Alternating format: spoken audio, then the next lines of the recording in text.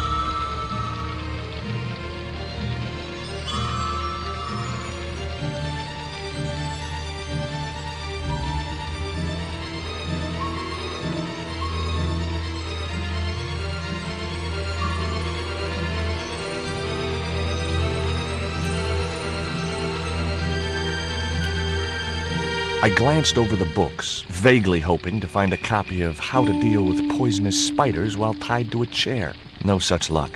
But I noticed one corner of the bookcase was supported by a loose block of wood.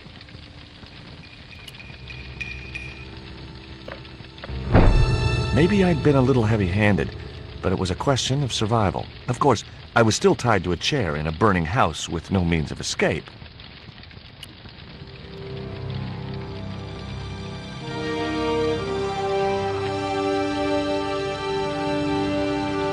One mighty bound, our hero was free. Now, I had to deal with that fire.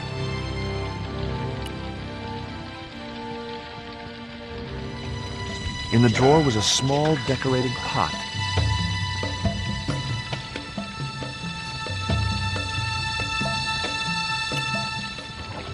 Inside, I found a bottle of tequila. Normally, I didn't drink strong spirits, but today was far from normal. Ew. Disgusting. Not only did the tequila burn like hell, I just managed to stop myself from swallowing the worm. There was something short, fleshy, and gross on the carpet. It was the worm from the bottle of tequila.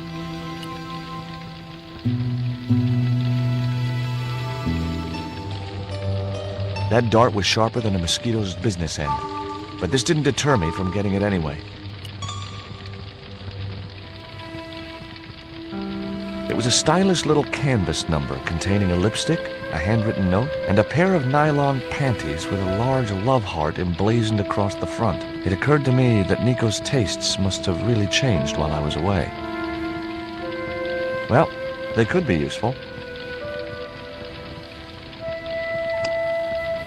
I guess I had no business reading the note, but I figured it might give me a clue to what Nico was involved in. It was from André Lobineau, the history student Nico had known at college. The letter was sentimental mush, and revealed that the exotic lingerie, as he called it, was a gift from him. It gave his telephone number. Lobineau figured himself as a rival for Nico's affections, but I couldn't believe that that creep was in the running. The pot contained a key.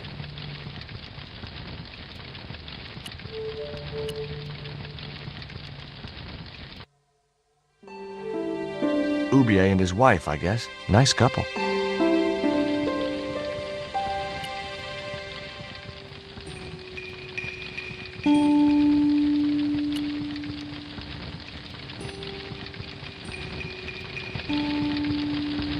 The cabinet was locked.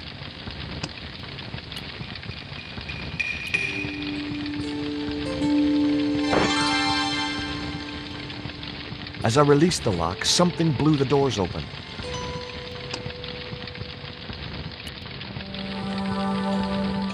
The panties I'd found in Nico's bag were just what I needed to wrap around the hot cylinder.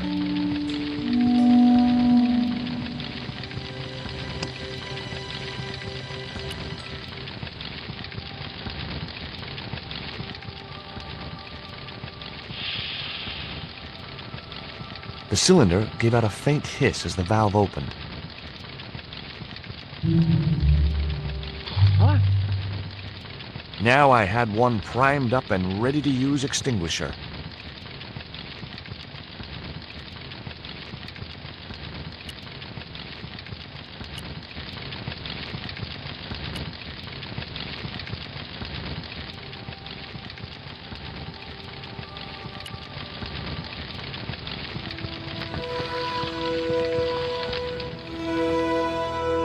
With a well-aimed squirt of his soda fountain, our unshakable hero saved the day. Now it was time to start looking for Nico.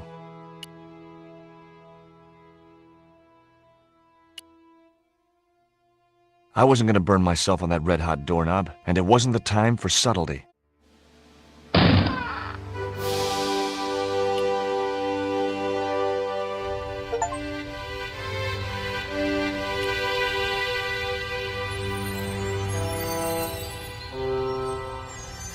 I'd found a piece of newspaper folded in two. It referred to a forthcoming eclipse of the sun. Unfortunately, it wouldn't be visible from Europe. The best place to view the eclipse would be Mexico. It was the newspaper clipping referring to the imminent eclipse. Wrapped inside it was another small piece of paper.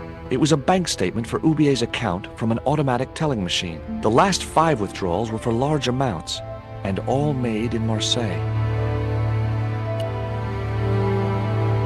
Much as I disliked him, Labano might be my only hope of finding Nico.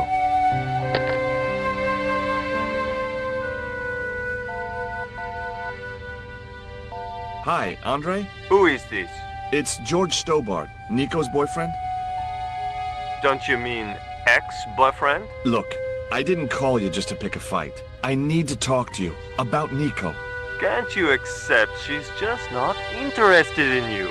Listen, Andre, we need to talk. Nico's life depends on it. Okay. You remember the cafe at Montfaucon? Sure. Andre? You'd better show, you creep. I felt an irrational urge to wipe my ear.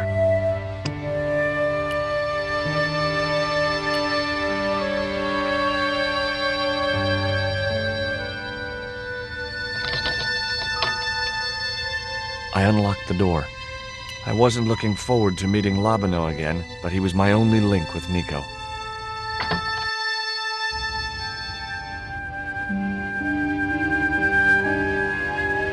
There was no sign of Labano when I got to the cafe. I decided to order a coffee and wait for him.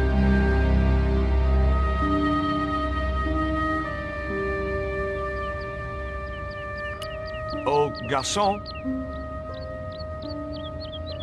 He ignored me. I'm sure it was deliberate. Pardon me, but don't I know you? Huh? You were here the day I found the catacombs. I was? Ah, yes. I remember you. Yeah. Are you still in the police force? No, not anymore. I'm a man of leisure. And what brings you back to Paris? My girlfriend. What it is to be young and in love. Will you share a bottle of wine with me? Hey, listen, I'd love to, but I need to keep a clear head. So my company isn't good enough for you. Why did you leave the police? I was forced to retire. The golden handshake. Only in my case, it was more copper than gold. How come? I was made a scapegoat to cover up the department's inefficiencies. Have you ever heard of a Professor Oubier? No, monsieur. I don't recall the name. Well, apparently he's an expert on Mayan art and history. A little out of my field of experience, monsieur. If he'd been a serial killer or a sodomite, I might have been able to help.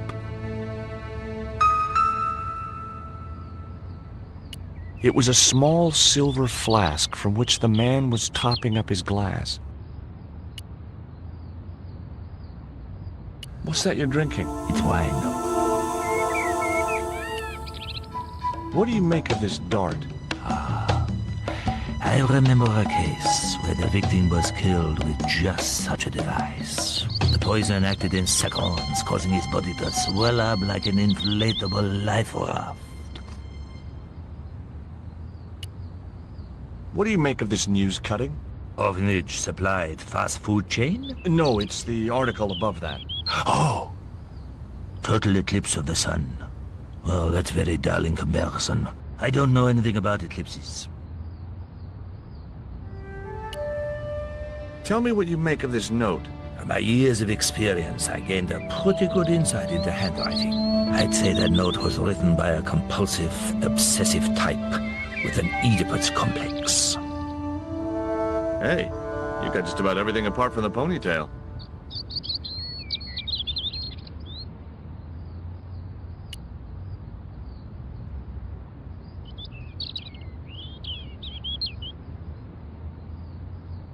Hey, you. Quoi? I'd like a cup of coffee if you don't mind. When I finish serving this gentleman.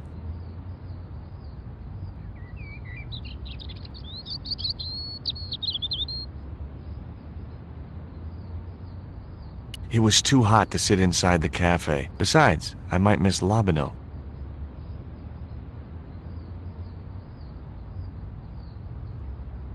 Un café. Thanks. What does that guy keep pouring out of his flask?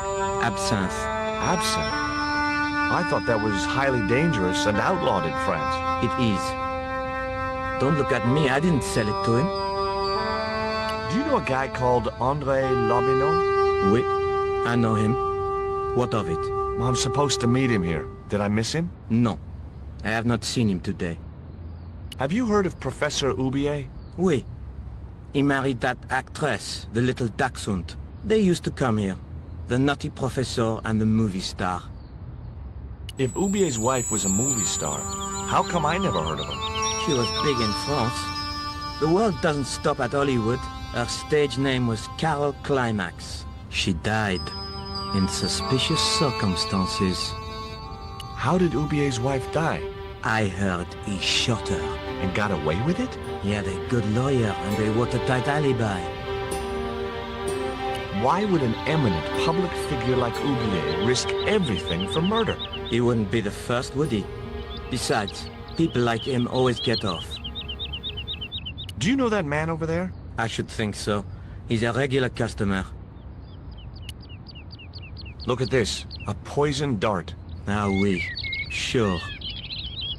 It's the real thing. Knocked my girlfriend out cold in a matter of seconds. Romantic. Sounds like a real close relationship you have going. That's all. Thank you.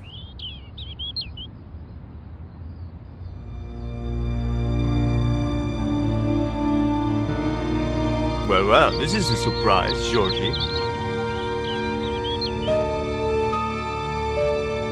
I wouldn't normally call you. But Nico's in trouble, Andre. Deep trouble. You have to help me find her. What? What have you dragged her into this time? It was you that recommended Professor Oubier as an expert on Mayan art. Now his butler's kidnapped her. And he tried to kill me. Every time she gets involved with you, there is trouble. Walking out on her was the best thing you could do. My father was dying, damn it. I had no choice. Well, she soon recovered once she went back to her old friends. Drop it, Andre. Right now, Nico's in danger, and we have to work together. So, how can I help? Nico needed to speak to Oubier about a stone. Oh, you mean this stone?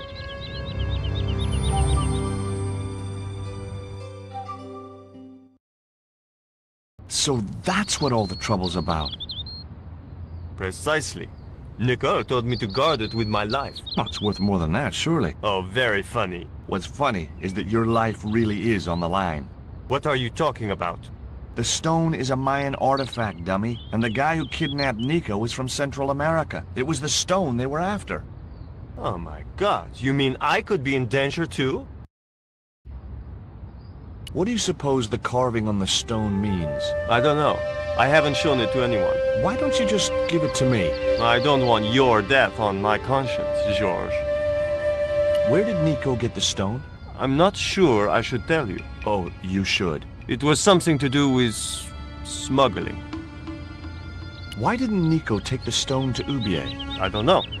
Perhaps she suspected something like this would happen. If she's been hurt, Andre, I'll break every bone in your body. No, that's typical of you. Do you think I don't care what happens to Nicole? It occurred to me that slugs don't have bones to break, but I kept that thought to myself. Tell me about your friend Ubier. He's more of a professional acquaintance than a friend. I see. So you don't really know him at all? No, I don't. Does Ubier employ a guy from Central America? Maybe. I don't know. What do you think this is, Andre? I don't know. I'll give you a clue. It's got more backbone than you. You think you're amusing, don't you? What can you tell me about this pot? South or Central American, I'd say. I have a friend who'd be able to tell you more. Where can I find this guy? He owns a gallery on the left bank. The Glees Gallery. Take a look at this, Andre. It's a bank statement? Yeah. Professor Ubier's account. 5 large cash withdrawals in the space of 3 days. All from an automatic teller in Marseille. Suspicious, isn't it? You're even more crazy than you were before. See you later. Goodbye, Georgie.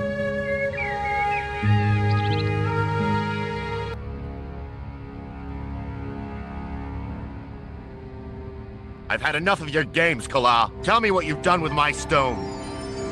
I thought your business was simply smuggling cocaine, Karzak. Why are you so interested in that stone? Either you tell me what I want to know, or Pablo here will make you talk. Okay. Well, I figured someone at the university would be able to help. So I had a word with one of my girlfriends, and she told me her boyfriend was a lecturer. I sent the stone to the Department of Ethnology. You know, I figured it was South American, so... You're not buying this, are you? That's enough! I don't have time to listen to your mindless prattle. We'll leave you to think it over. Come the morning, you'll be ready to talk.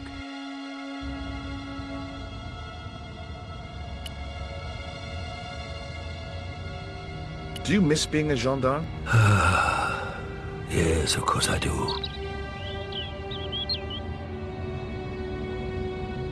When I wore that uniform, I commanded respect. Not anymore.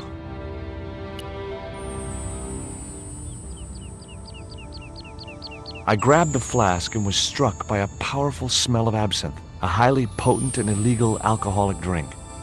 Now I had another lead. I could either go back to Ubier's house or visit the Glees Gallery.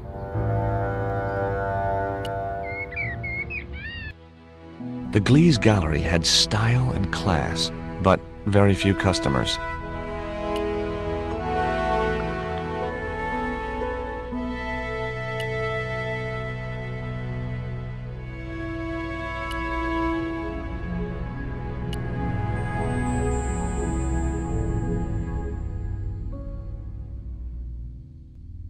Are you Mr. Glees, the owner? Yes, sir. May I help you? You're English? These days one prefers to think of oneself as European. Sure. Whatever you say. And how precisely may one assist you, sir? What I really wanted to ask you about was a black stone. A black stone?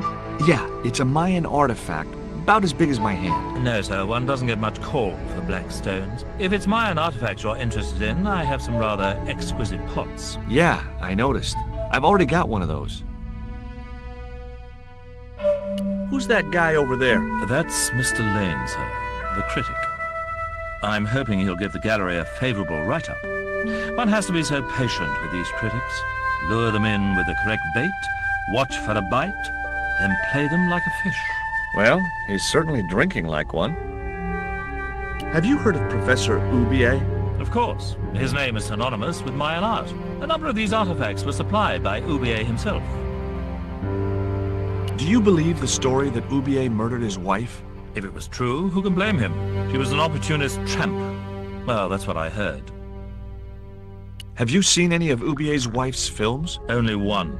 Believe me, I was appalled, shocked, disgusted, and repulsed. Well, you sure got your money's worth. Last time I went to the movies, I wasn't even titillated. I suppose you have an import license for these relics? Of course.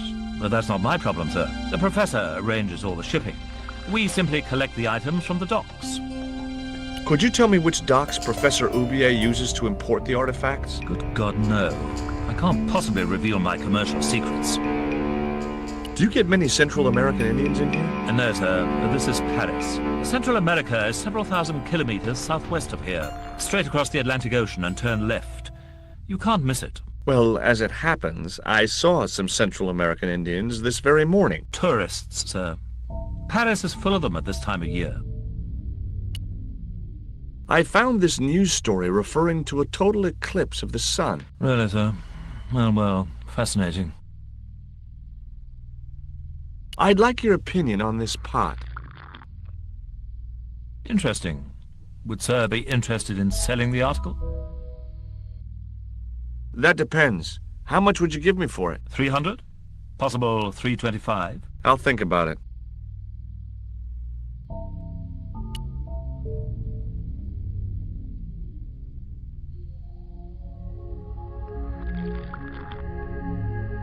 Excuse me, sir. That area is private. Oh, so I'm not allowed back here? No, sir.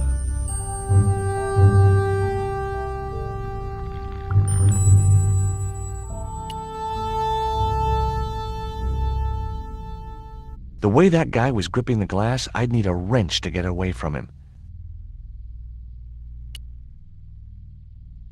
You're Lane, the critic, aren't you? Correct. Can't you see I'm busy? Busy? Doing what? Appreciating the art, or depreciating it. I have a reputation to uphold. I could tell this guy was going to be hard work. Have you heard of Professor Oubier? Yes, of course. I was at his house earlier. If you're going to drop names, you could at least name one worth dropping. I thought Oubier was a well-respected man. Why, his last book was nothing but pseudo-intellectual claptrap. The demented ramblings of a drug-dependent has-been. What's that you're drinking? I'm not sure, but I have a suspicion it might be urine. Glees can't expect a favorable criticism of his gallery when he serves this muck. Would you give me your opinion on this pot, sir?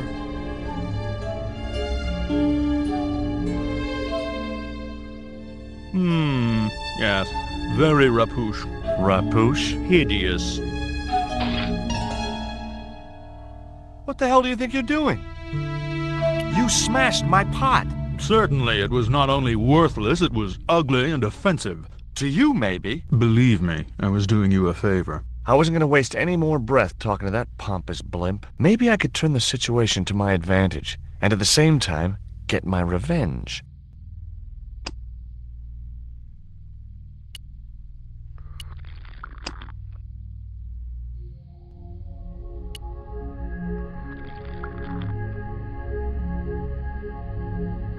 I'd had enough of talking to that.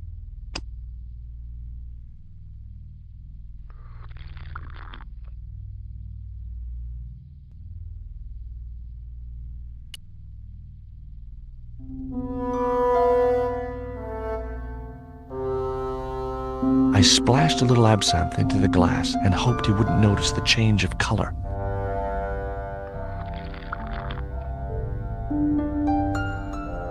Did you put something in my drink?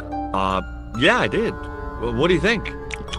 Well, it's certainly an improvement over Glees's wine. In fact, I could grow to like it.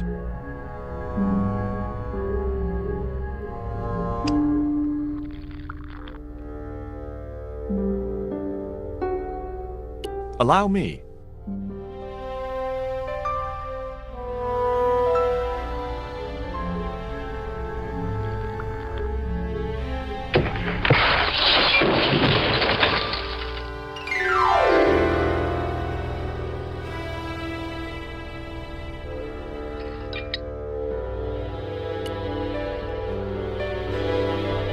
Were those pots very valuable? The pots are insured, but not the shelving. You've no idea how much that cost me. I wasn't going to waste my breath on that drunkard.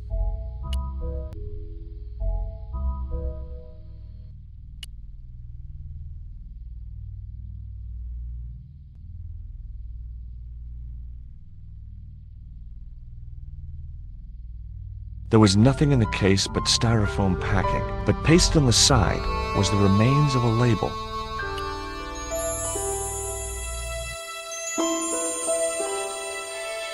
Underneath the logo of a flying bird were the words Condor Transglobal Mars. The rest of the label was missing. It was beginning to make sense. Oubier had organized Nico's abduction. Oubier withdrew money from Marseille. Oubier was connected with Transglobal, who shipped their goods from a warehouse in Marseille. That's how the torn Transglobal label had once read. Marseille, not Mars. It wasn't much of a lead, but it was all I had. I set off immediately to catch the evening train.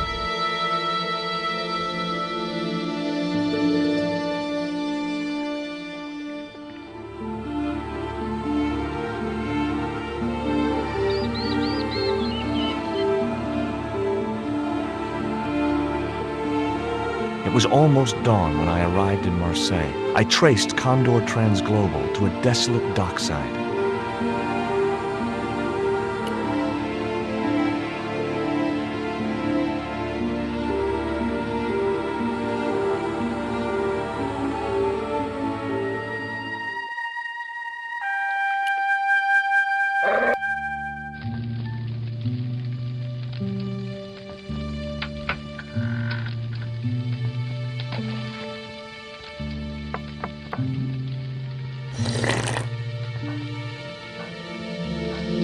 Hi, good morning.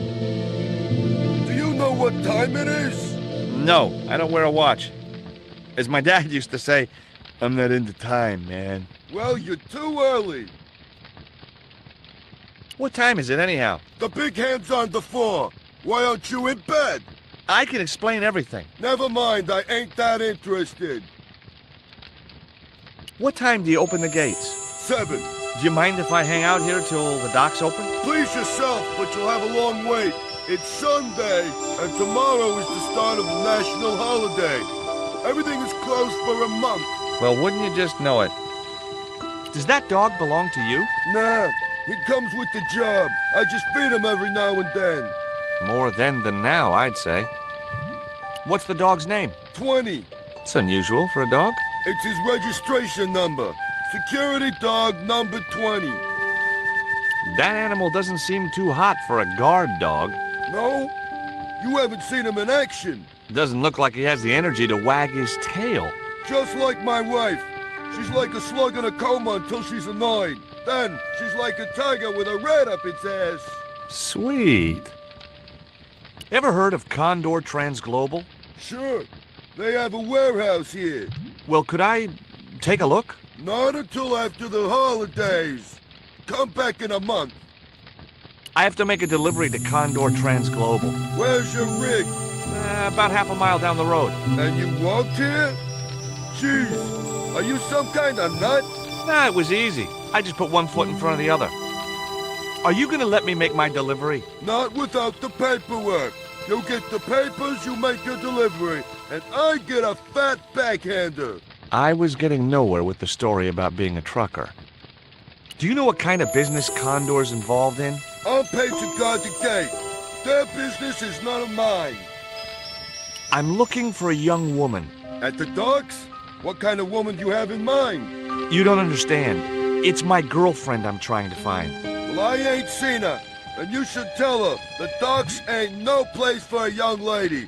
They're dirty and they're dangerous. I'm certain my girlfriend was brought here when she was abducted. What? Your girl was kidnapped? Yeah. Struck down by an Indian with a poisoned dart. A poison dart, huh? I could tell he didn't believe me. This is the dart that the Indian shot at my girlfriend. Sheesh! That's pretty weird, but I don't see why you'd expect to find her here.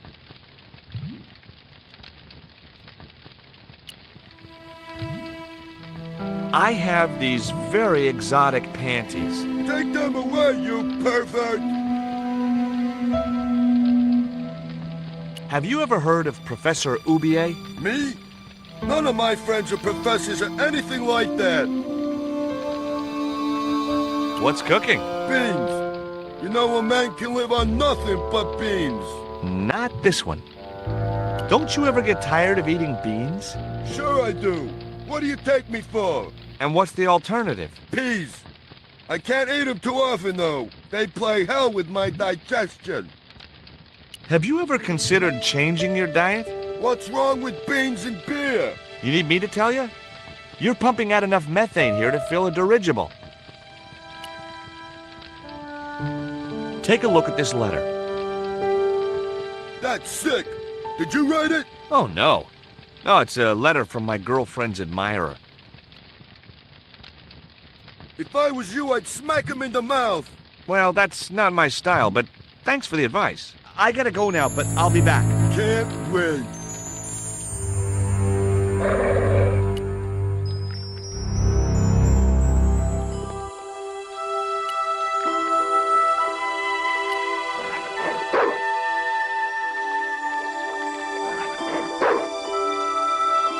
The stick had a hook on one end.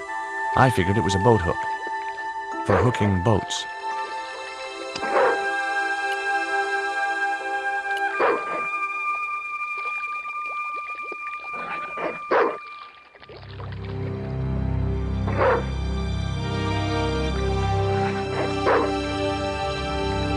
I just knew that boat hook would be useful for something. As for the bottle, even if I couldn't find a use for it, I'd cleaned up the dock a little.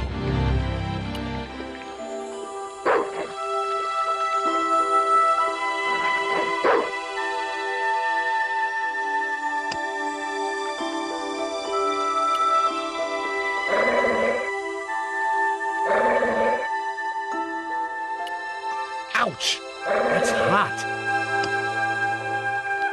The bottle was half filled with water. Maybe it would cool the cone down enough to touch it.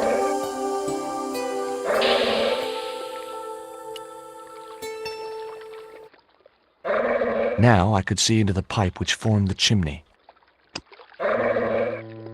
That chimney looked very exposed without its cone.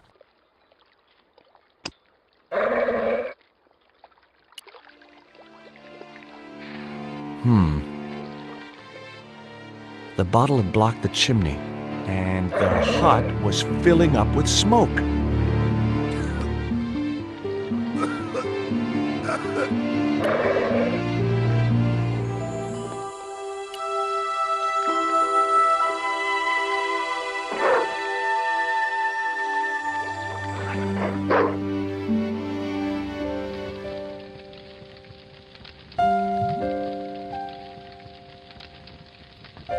Someone had once told me a piece of coal brought you luck.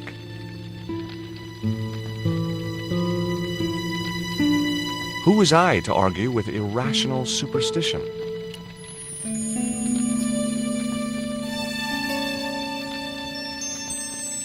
The packet was full of dog biscuits.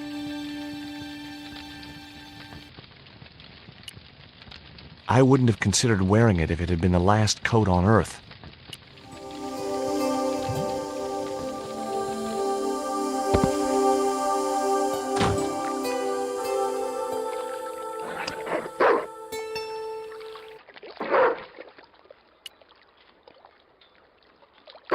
Hey, 20. Come and get it, boy.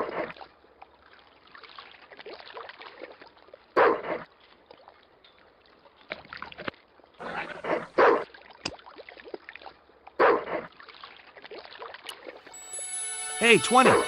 Come and get it, boy.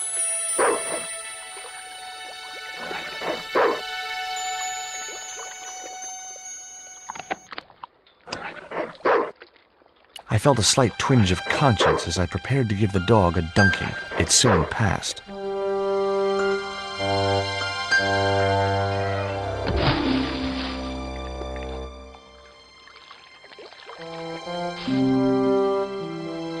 As I'd expected, the dog could swim like a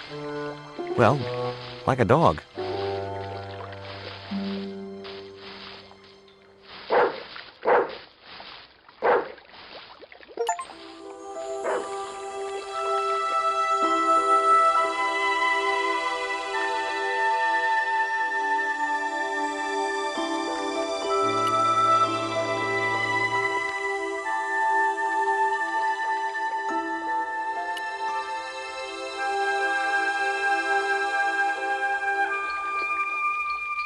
Breaking steel padlocks with my bare hands was a feat I'd never mastered.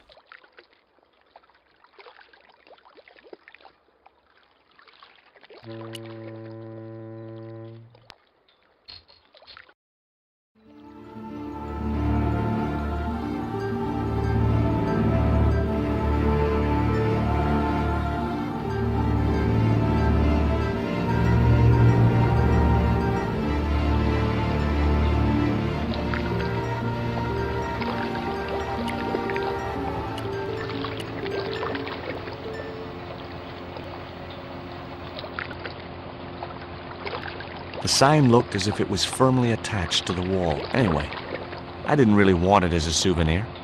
It read, Condor Transglobal. I'd come to the right place. Now all I had to do was get inside.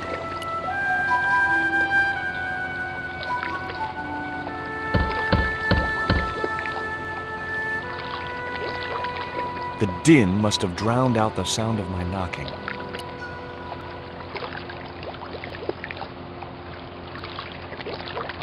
Maybe there was a way in up there.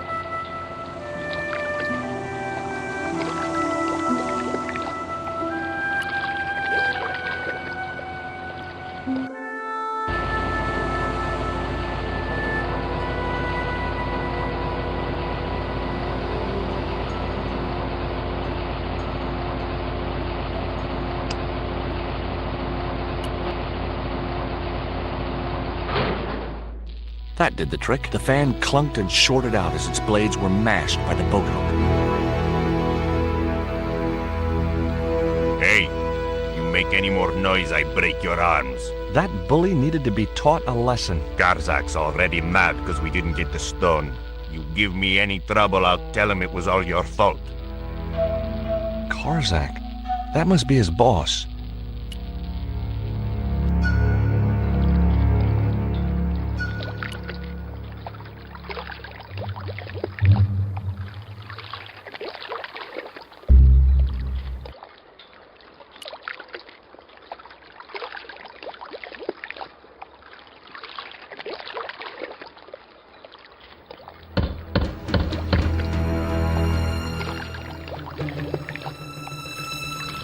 Who is it?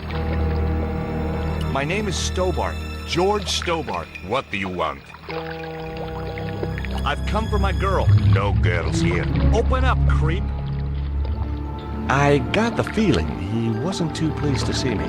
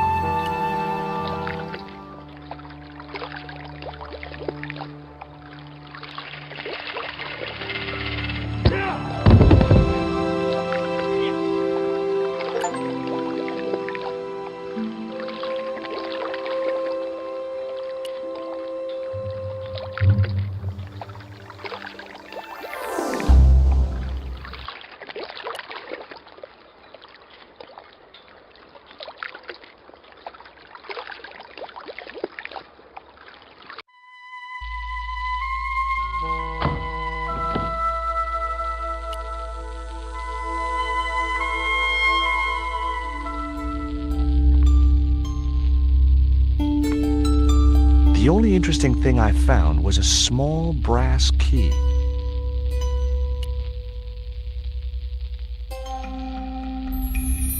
Among the paperwork which adorned the notice board was something which caught my eye. It was a delivery note from Condor Transglobal, and the address was Coromante City.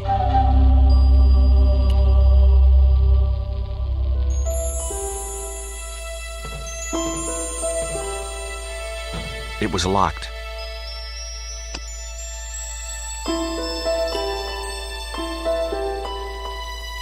The little brass key didn't fit the lock.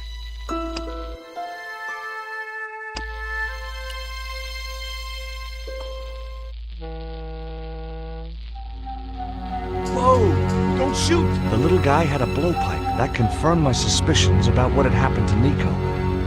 I waited for him to shoot me, but it didn't happen. Instead, he seemed to want to tell me something. What? What do you want? He seemed excited, almost desperate. What did he want so bad?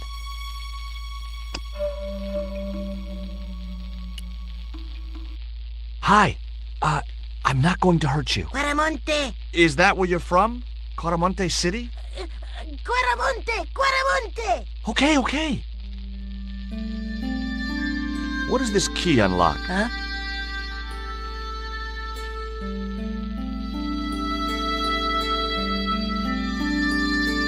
Hey, you're manacled. Who did this? That big thug? I'm gonna set you free, okay?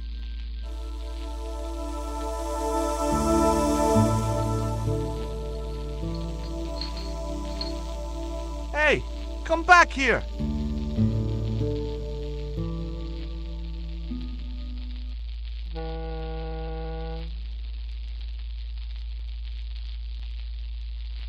The little guy had gone to ground amongst the stack of crates.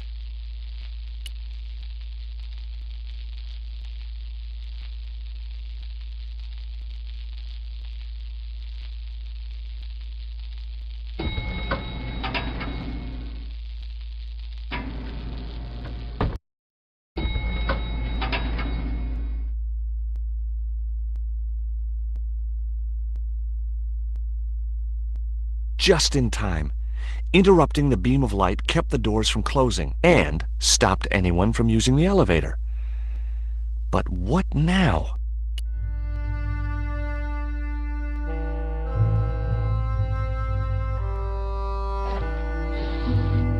There. That would keep the doors from closing.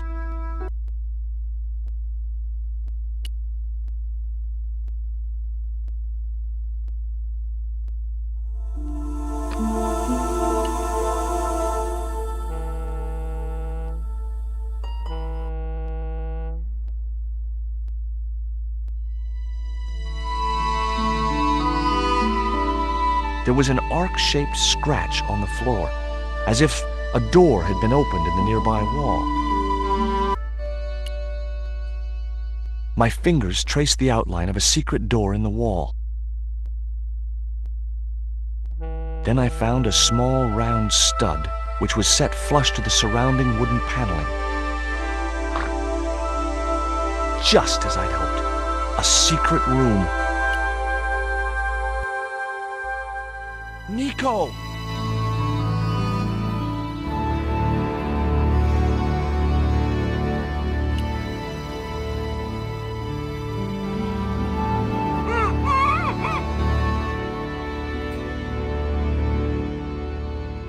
Will you look at this? It was a small statue of a kneeling figure in an ornate headdress. The head was hideous, with huge staring eyes set in a decomposing face. Hey! Somebody's marketing Lobino dolls.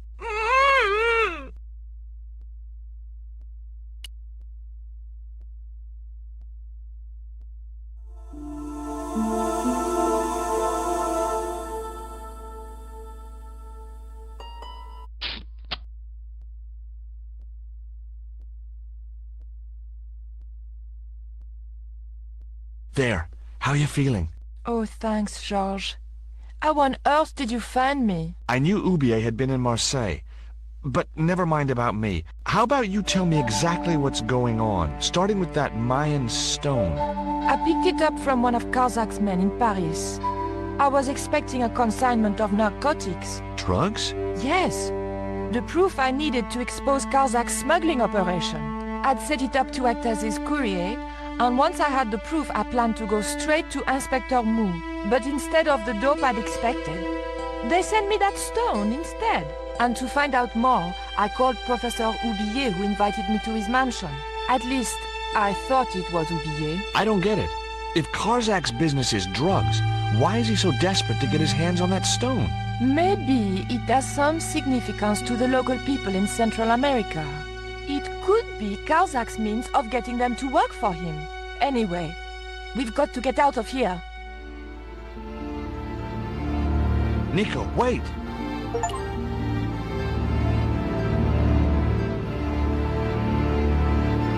I decided to keep the masking tape. It was bound to be of some use to me.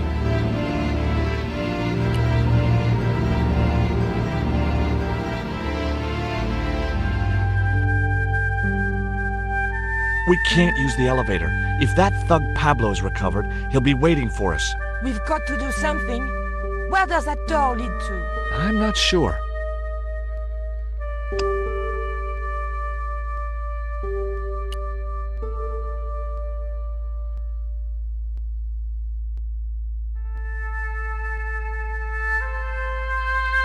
Hopefully, the tape would prevent those doors from closing and stop the Indian from being able to call the elevator.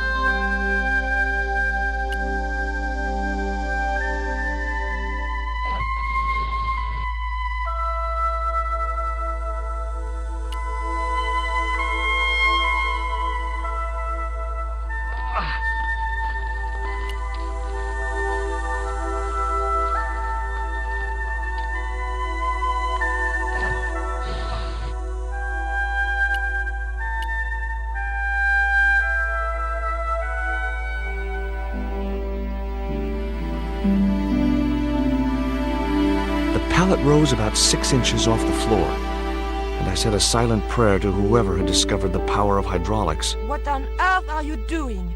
Trying to raise the statue so I can hook it to that pulley. Is that really going to help us? I like to keep myself occupied in times of stress. It would be much easier to attach the rope to the statue first.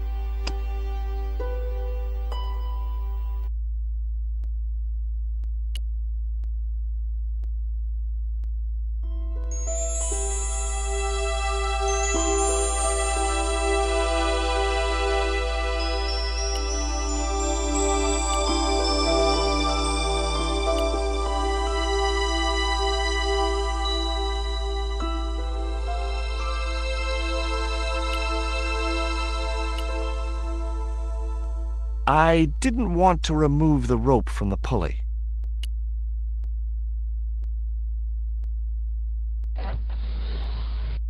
It was too heavy for me to move on my own.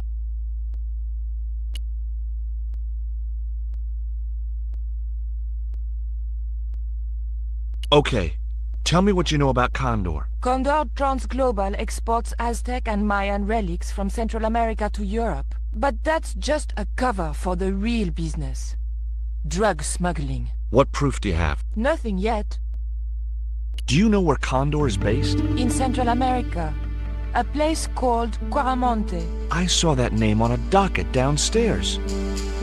Tell me about this Karzak guy. Well, I saw him for only a few minutes, but he frightens me. I got the impression that Pablo was nervous when he was around too. His eyes.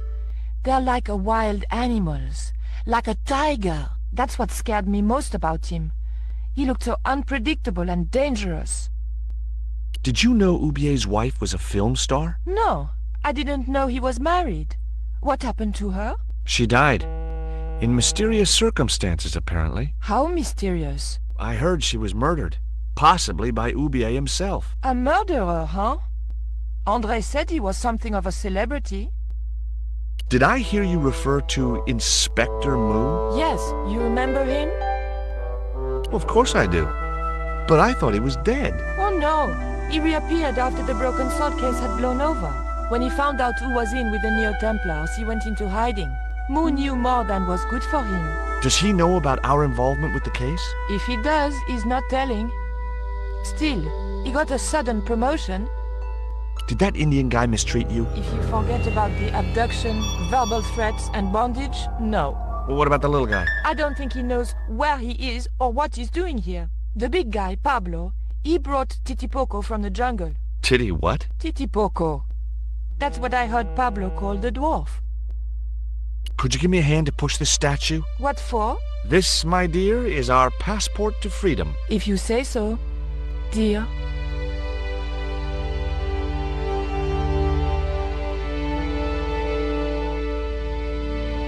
Okay, push!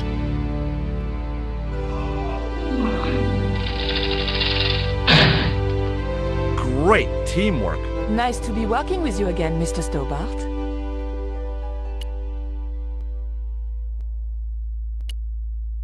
Do you recognize this? Is that the dart which knocked me out? That's right. I kept it as a souvenir. Have you any idea who this little statue is supposed to be? I'm not very well acquainted with Mayan deities, George. But whatever his name, he sure is ugly. I found these in your bag. Oh, they were a gift. I know. I read the note. God knows what was going through Andre's mind. I think that's quite plain enough. Look, the little guy downstairs was chained up with these. That must have been Pablo's doing. I don't blame him, though. That little guy is dangerous. You're still sore about that poison dart? Of course I'm sore.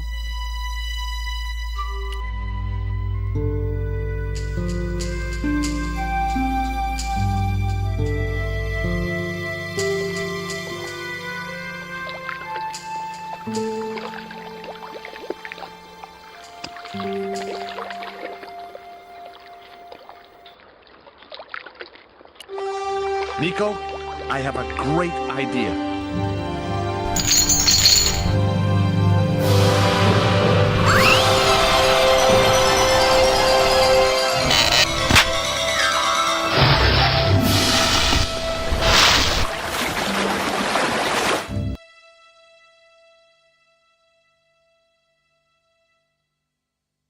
George, where have you been? Never mind that. Do you have the Mayan stone?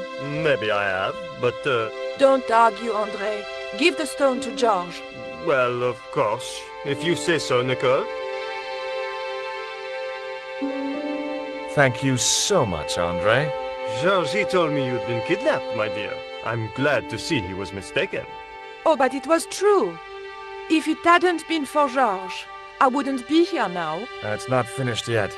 Karzak's thugs will be back for that stone, you can bet. The best lead that we have is Coromonte City. Coromonte is in Central America. That's where Ubier gets his artifacts. That's all we needed to know. Come on, George.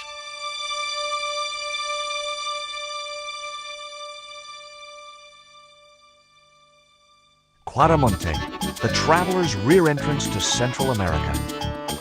Well, that's how it was translated in the brochure. We didn't know what we were looking for, but the offices of Condor Transglobal seemed a good place to start.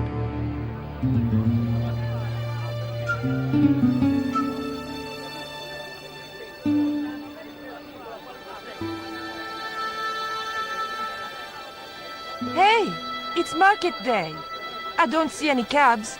Let's ask someone how to get to Quaramonte City. Okay.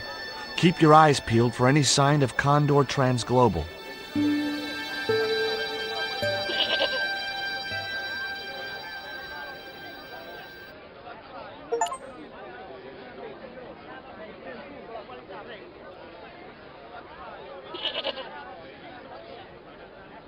Now, I like most animals, but experience had made me wary of goats, and cats, and dogs.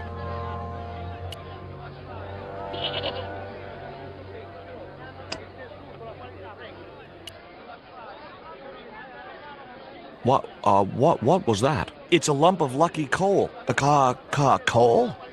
I would have preferred chocolate. Any flavor, so long as it hasn't got marzipan in it. God, I hate marzipan. You can talk. I mean, you're a talking goat. Keep your voice down. This is between you and me, right? Well, I guess so. Now, I mean it. You tell anyone you've spoken to me, and you'll be cursed.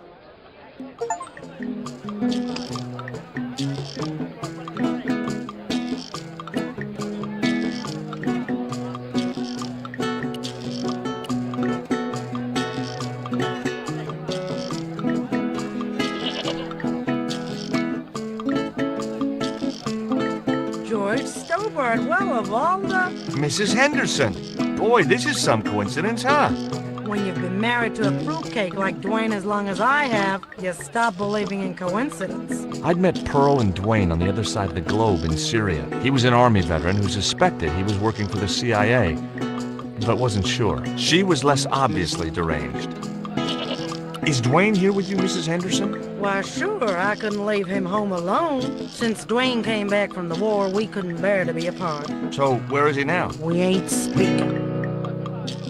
Why aren't you speaking to Dwayne? Because he's an old spoil sport sourpuss. I want to visit one of those old pyramid places, but Dwayne says he has to stay in town. Right. And you don't want to go on your own? Well, there's no point in going to the pyramid if there's no one around to take my picture. Is Dwayne still working for the CIA? If he is, he doesn't know it. He's what they call a snoozer. Don't you mean a sleeper? No, this is different. He used to think he worked for them, but the psychotherapy cured him of that. What he doesn't realize is that now he really does work for them. At least that's the way I understood it. What brings you to Quaramonte, Pearl? What takes me just about anywheres. The market. You drove 2,000 miles to go shopping? Shopping is my role in the economy of the Great Design, George. What do you make of this stone, Pearl? Oh, that's pretty. What's that thing supposed to be, a rabbit? I believe it's a coyote. Well, it sure is cute. I was surprised she didn't ask me where she could buy one. What does this mean to you, Pearl? What cute little feathers. Why, if you had two of those, they'd sure make nice earrings. This isn't intended for frivolous personal adornment, Pearl. It's a dart, tipped with a fast-acting, muscle-numbing poison. Pardon me, I stand corrected, honey. Sometimes I get the feeling that communication with Pearl was like sending signals out into space. Maybe, if you waited long enough, you'd get an intelligent answer back. But it was a long shot. What do you make of this statue, Pearl? Hoo-wee, that's a spitting image of Dwayne's brother Sheridan. A little less body hair, maybe, but it's him all right. Look at this, Pearl. A tequila worm. Don't you bring that thing anywhere near me, honey. I swear I'll scream like a hog on a hot plate. Take a look at this news cutting, Pearl. You'll have to read it to me, George. I left my specs in a gay bar in Santa Barbara. Well, it's about an eclipse of the sun, which is due to occur in a few weeks' time. You'd think the government would warn us about these kind of things. It's not dangerous or anything. Apparently, the best place to view the eclipse is right here in Quaramonte. Oh, my. She didn't appear to be the slightest bit interested. Catch you later, Pearl.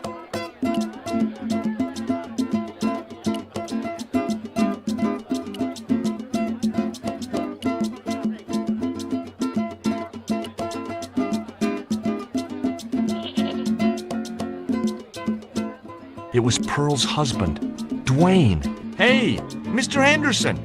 Good to see you again. Do I know you, son? George Stobbart, remember? In Syria? I sold you a statue. I remember that. Pearl was mighty vexed when the paint came off. Look, I'm sorry. I'll give you back the $50. No, you suckered me fair and square. Are you still working for... you know who? You know I can't talk about my work, George. That's between me and Uncle Sam. Does the name Karzak mean anything to you? Sounds like a comic book villain to me, son. He's the man behind Condor, and the rat who kidnapped Nico. You know, the first time I met you, I was deeply impressed with your naive simplicity. I said to Pearl, if we ever had kids, I would have wanted a boy like George. But I underestimated you, son. I spoke to Pearl earlier. Yeah? Did she mention that we had a kind of falling out? Yes, she did. She'll get over it. Did you drive all the way down here? Hell no. Pearl did the driving while I followed the maps. The way she handled the wheel, you'd think she'd been trucking half her life. Why did you bring a huge truck like that? George, I'm on a top-secret classified mission for Uncle Sam. This truck is a rolling bomb. 400 pounds of nitrate fertilizer with a plastique initiator. They'll hear the bang in China.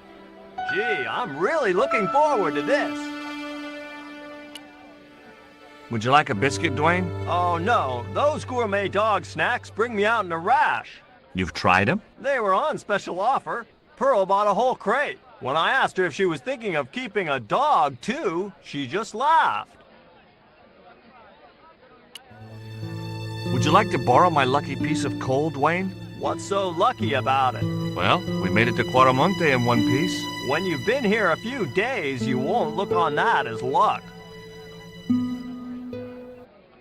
Do you know anything about a shipping company called Condor Transglobal?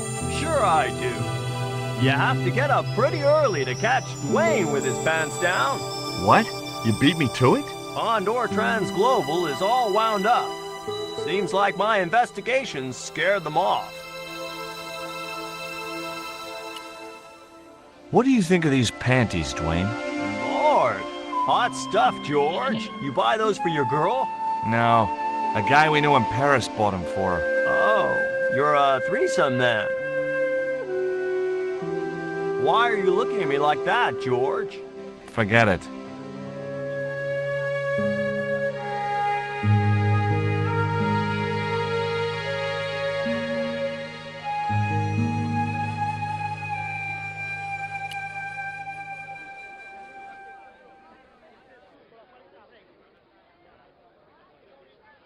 Hi, I'm George Stobbart. Can you tell me anything about this stone? That's obsidian. It's a volcanic rock which has cooled so fast that... Yeah, look, I'm not interested in geology. You're not? I suppose you want to know about the carved picture on it. That's right. Then the guy you should talk to is the professor. He was here a while ago. Do you know what this statue represents? Should do. I used to carve things like that to sell to tourists. But it scared people around here, so I stopped. Do you recognize the design on this label? Why, sure.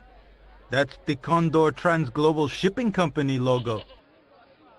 Do they have an office in Quaramonte? No, but they ship out from here. That's what I thought. Have you heard about the eclipse of the sun? Sure, I'm having a party to celebrate it. Drop by. Really? Sure. Plenty of food, plenty of wine, and everyone's invited, except the general. What do you think of these panties? Awesome. You wear them? No. Someone sent them to my girlfriend. Thoughtful.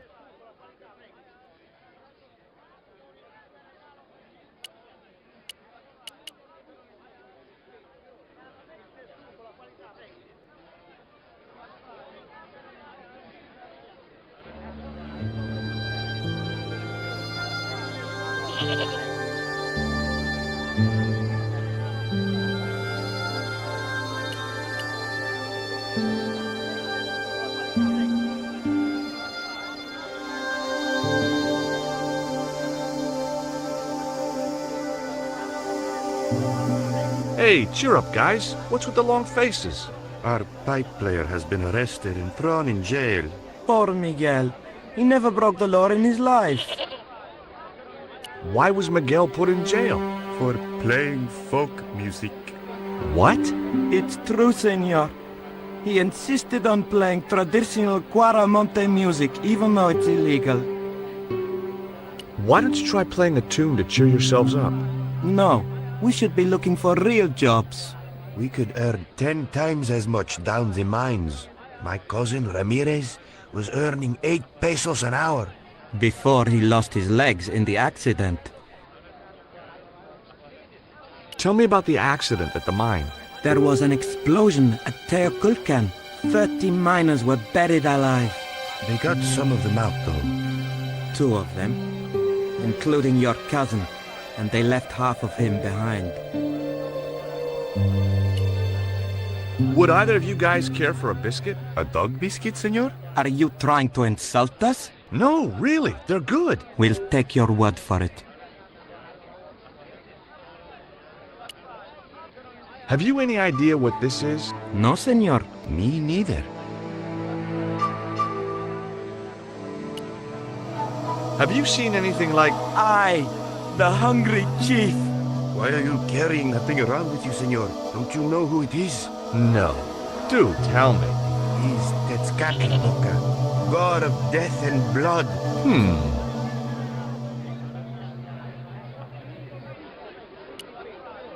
What do you make of this little worm? No good. It's dead. Sure it's dead. You think I'd carry it around in my pocket if it wasn't? Take a look at the design on this label. I have seen that before.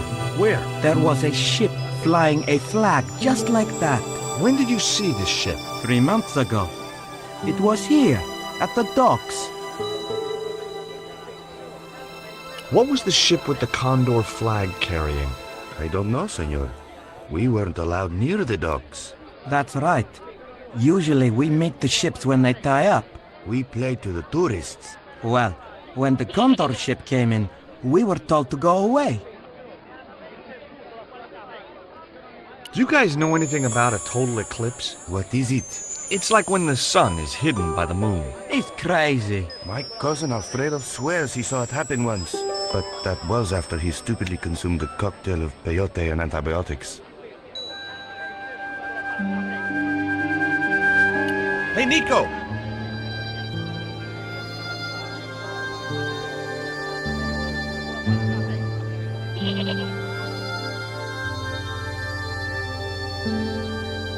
I have done just as I have been instructed, Professor. With the mine closed down, there'll be no one around to observe your excavations. Ah, I have visitors. Just remember what I told you, General. There's really no need to make a martyr out of that man.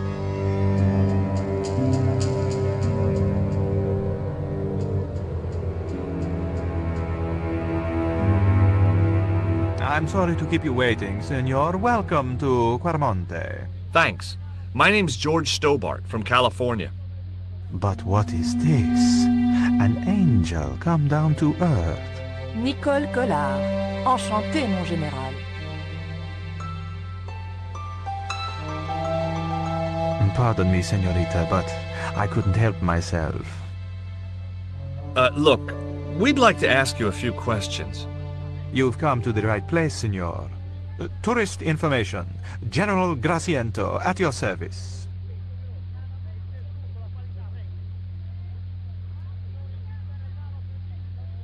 This is the tourist office?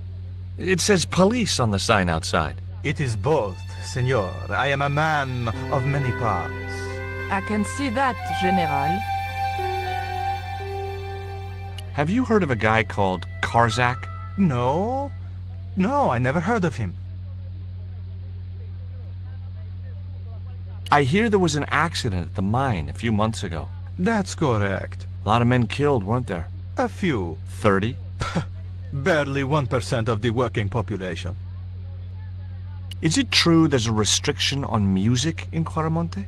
Yes, there is. An emergency measure introduced by Nuestra Senora. Folk music is a link with the past for some of these people. Take away their musical roots and what do they got left? Easy listening. You think easy listening could replace a musical heritage hundreds of years old?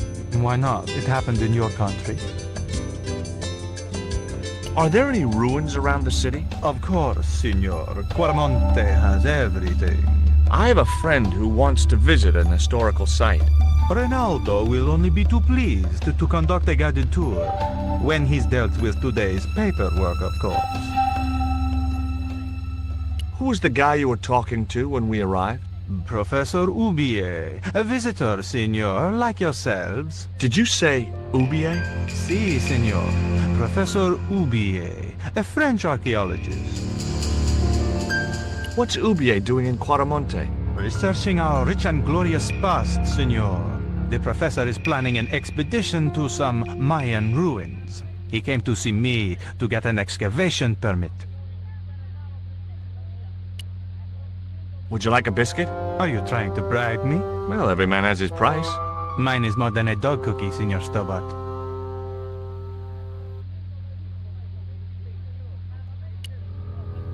Have you ever seen anything like this before? That's a native carving, isn't it? Where did you get it? We picked it up in the market. as a souvenir. What do you think of these panties, General?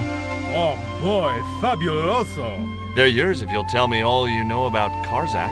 I told you, I never heard of the guy. Do I get the panties now? I told you all I know. You told me nothing. Take a look at this label. Si, senor. Condor Transglobal. Can you tell me where to find their offices? No, senor. I never heard of them, and neither did Ronaldo. Are you sure you never heard of Condor? Oh, yes. The company is registered here, in Quaramonte City. You are mistaken, senorita. The musicians out in the square say that a ship flying the Condor flag was berthed here. They are simple peasants. They will go along with anything you say in the hopes of parting you from your money. Condor is run by Karzak, isn't it? Wrong again, senor. Karzak has nothing to do with anything called Condor, whoever he is. Do you keep a record of companies registered in Quaramonte? Of course, senorita. Unfortunately, all the records were destroyed by a flash flood. Do you know anything about the forthcoming eclipse, General? Such things do not interest me, senor. I'll be back.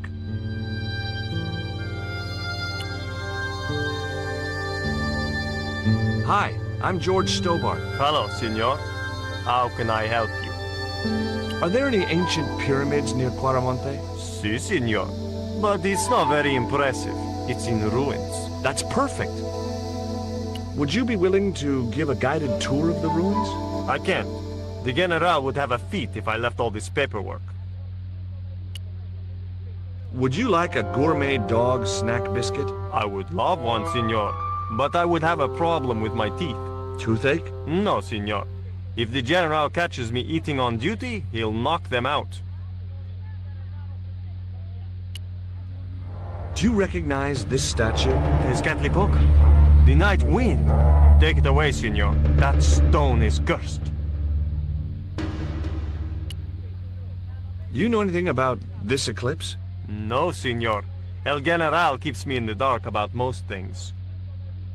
So long.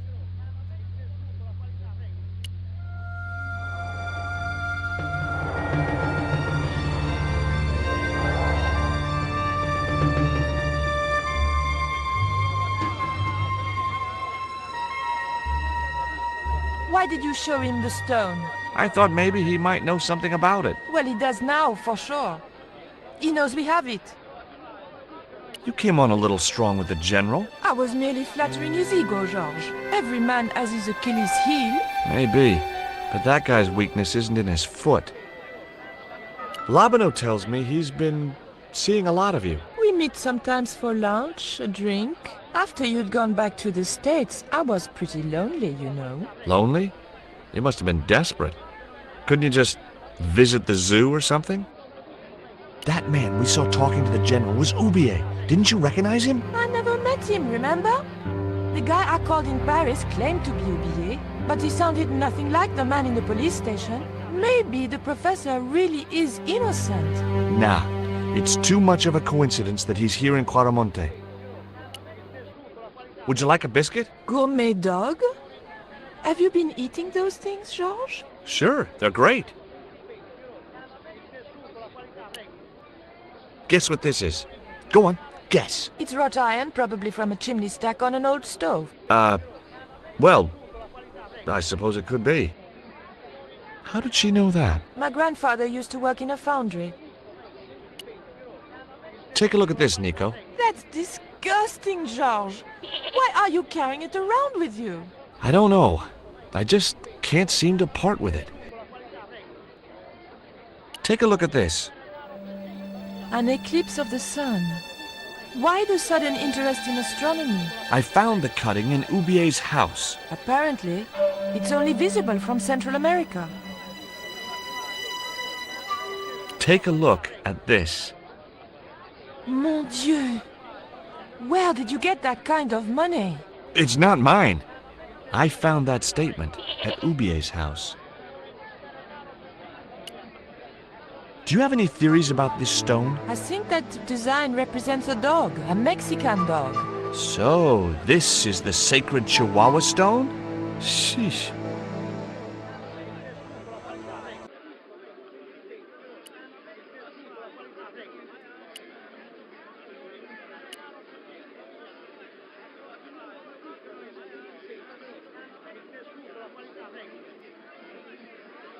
Hey, Nico!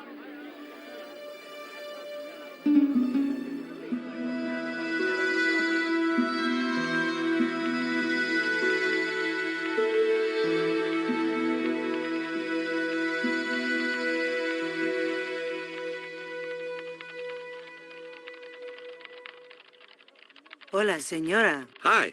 We were wondering... I was talking to the lady, Chico. Hi, my name is Nico Collard. Concha Garcia. How can I help you, sister? The corporation I represent is considering a major investment in Quaramonte. Your advice, as the head of an obviously successful concern, is precisely what I'm after. My assistant, Mr. Stobbart, has a few questions he'd like to ask you.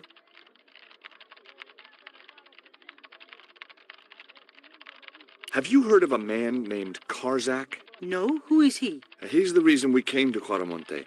We think he's running a drug ring. Well, I hope you find him, but I've never heard the name before. Can you tell me about the accident at the mine? Accident?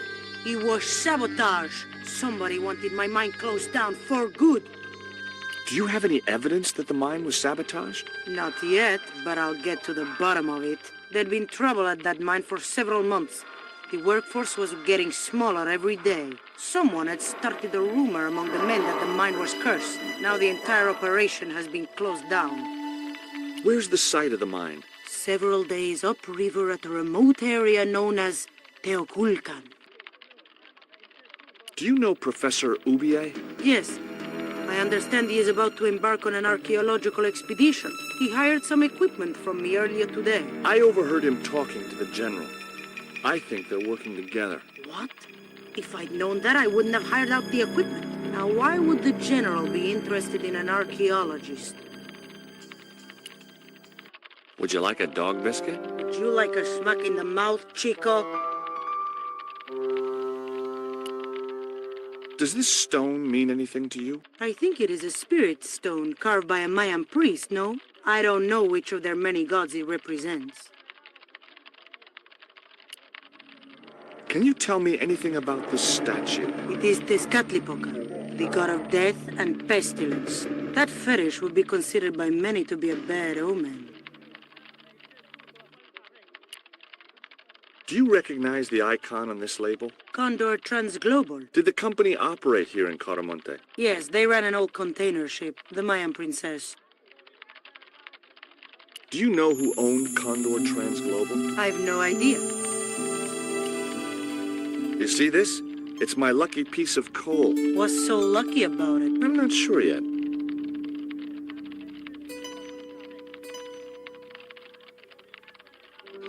Nice buns.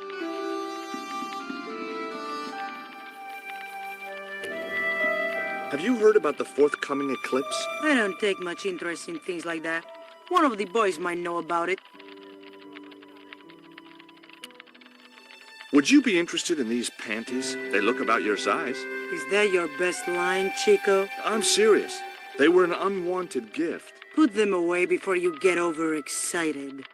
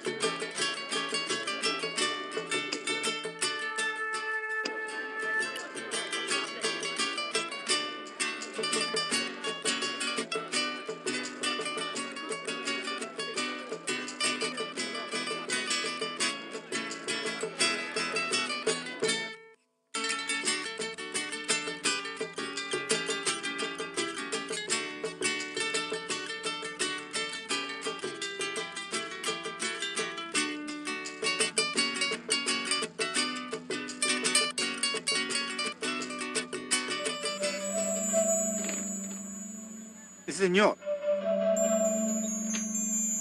Leave the child alone.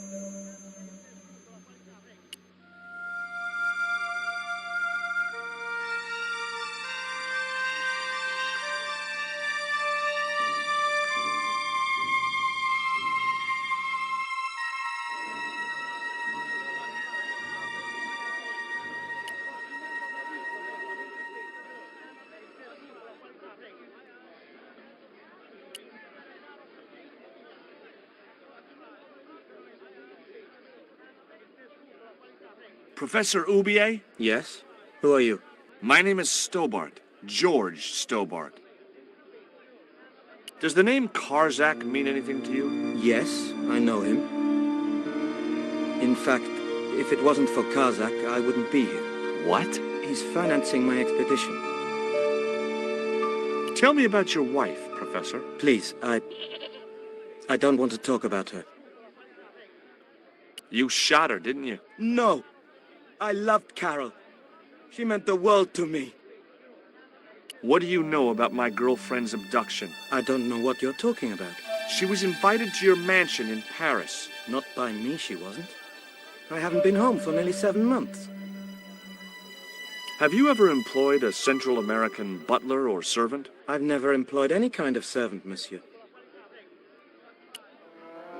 Would you like a biscuit? No, thank you. You should, they're good. I can't get enough of these things. Can you tell me anything about this stone? Where did you get that? That's my business. How much do you want for it? It's not for sale. Can you identify this statue, Professor? Oh, yes. Tezcatlipoca, the Lord of Darkness. A Central American god, right? A supreme deity. Tezcatlipoca means, literally, smoking mirror. There. You see the mirror shield in his left hand? The Mayans believed he could look into the mirror and see into the hearts of men. He was the wind which came howling in the night in search of victims. And victims they gave him by the thousand. Human sacrifices? Men, women, children, animals, anything that bled. The steps of his temple ran red with the blood of sacrifices. The Mayans have a legend that says he'll return one day. I hope I'm not around to see it. Do you see this label? Yes. It refers to a company named Condor. What of it? I traced that company here, to Quaramonte. Do you know where I can find the offices of Condor Transglobal? The company no longer exists. They went bankrupt recently. I have proof that you are directly involved with Condor. I used them as shippers to transport artifacts to a gallery in Paris. Beyond that, I have no connection with the company, which, as I said, no longer exists. Do you know anything about this eclipse, Professor? Of course. It's not the reason I'm here in Quaramonte, but I'm looking forward to seeing it all the same. What's your interest in the eclipse, Professor? Oh, it's purely a layman's curiosity. History's my subject, not astronomy. But I've been fascinated by the movements of the heavenly bodies since I was a child. I wouldn't miss a total eclipse for the world. Does the eclipse have some special significance for you? For me? No. For the ancient Mayans, it marked the end of the 5th age. Perhaps we should be celebrating. Ah, no. The end of each age heralds destruction on a global scale. The 5th is the final age, ending in the total destruction of the Earth. Take a look at this, Professor. What have you got to say about that? Where did you get this? Never mind that. How do you explain these withdrawals? I left my financial affairs in the hands of my secretary. Including the withdrawal of funds in cash from your personal account? I trust Gwyneth implicitly. And why Marseille? Why the very place my girlfriend was taken? That's obvious, Stobbart. We are both the victims of the same devious plot. What plot? I have no idea.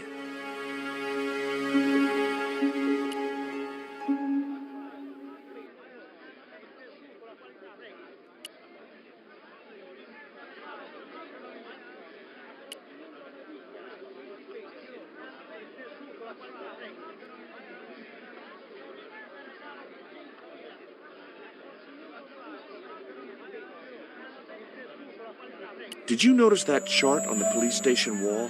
Yes, it looked like a map to me, but I couldn't make out the details. Whatever it was, the general didn't want us to see it.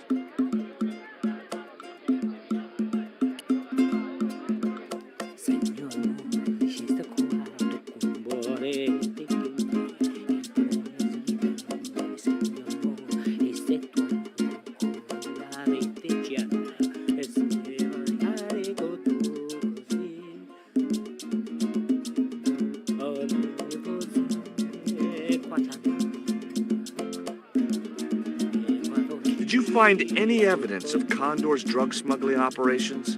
Drugs? Hell no! Condor was a cover for the illegal export of Mayan artifacts. So who was behind Condor Transglobal? It was registered in the name of Edan. Did you get the guy? I don't think he ever existed. Edan backwards spells Nady, Spanish for nobody. Do you think the general was involved with Condor? Hell no. And if he's a general, I'm a Buddhist. No, that fella's just a mouthpiece for the real power in Quaramonte. So the general is nothing but a puppet? He's like Pinocchio before he met the Blue Rinse Fairy. Strictly strings and wood. Who's pulling the strings? His mother. Better known as La Presidenta, the dictator. Did you know that traditional music is illegal in Caramonte? Is that so? Seems reasonable to me. No, really. The leader of the band in the square has been imprisoned just because of the music he played. I don't know who you've been talking to, but that fella, Miguel, he's an agitator. What's the real reason the musician was imprisoned? Handed out subversive literature at the mines.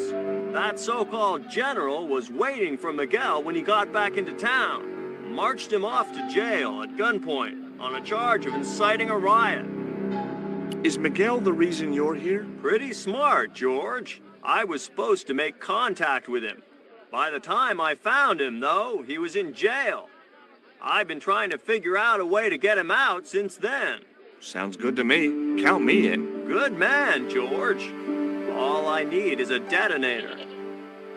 How come you brought a truckload of explosives but no detonator? Call me old-fashioned, but I say packing trunks is woman's work. I left the packing to Pearl, and I can't find a darn thing. Just hope she remembered to bring my denture polish. I'd sure hate to arrive back in the States with tar on my teeth.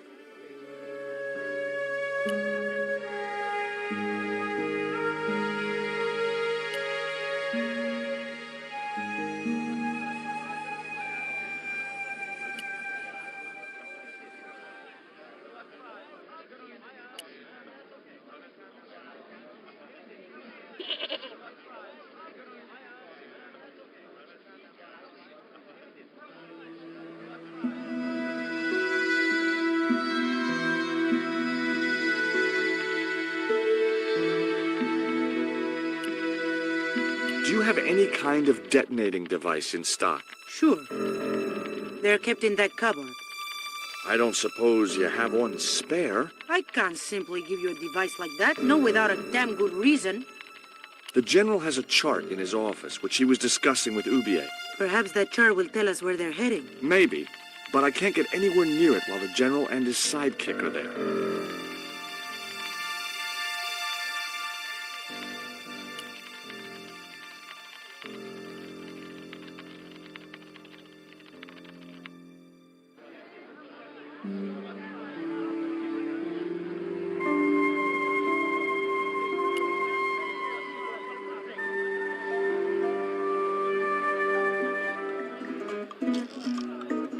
Could you distract the general while I took a look at that chart? You're kidding. Did you see the way he was leering at me? Yeah.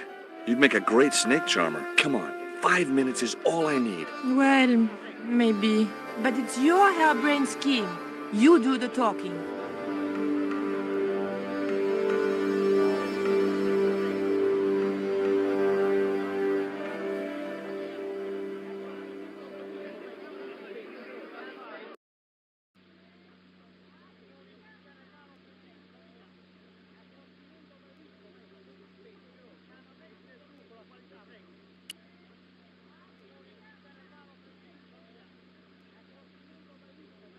My girlfriend has a favor she wants to ask you, General. For you, my dear, anything.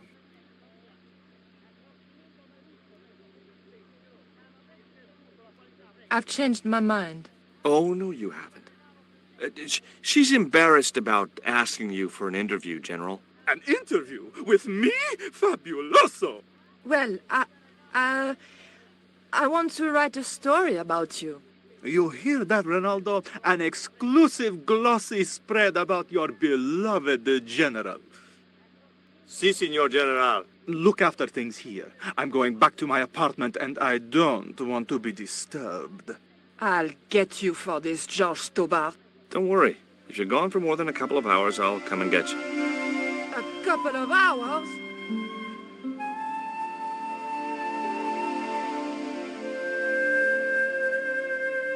I'd still have to figure out how to get rid of Ronaldo before I went down there.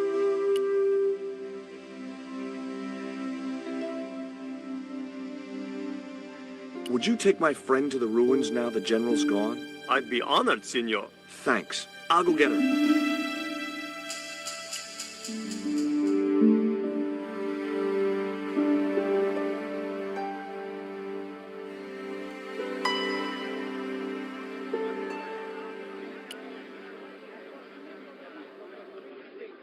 I've made the arrangements for your visit to the temple, Pearl. Oh, that's just great, George. Why don't you come too, honey? I'd love to, but right now I have to save the world.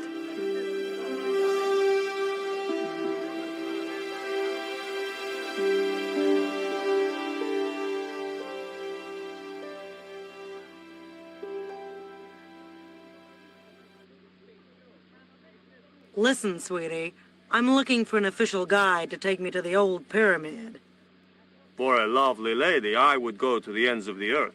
For you, I will go as far as the pyramid and back. But what about your husband? What he doesn't know won't hurt him.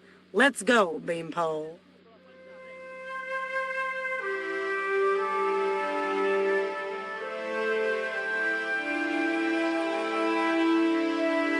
As Pearl and Ronaldo set out for the ruined pyramid, I prepared to search the police station.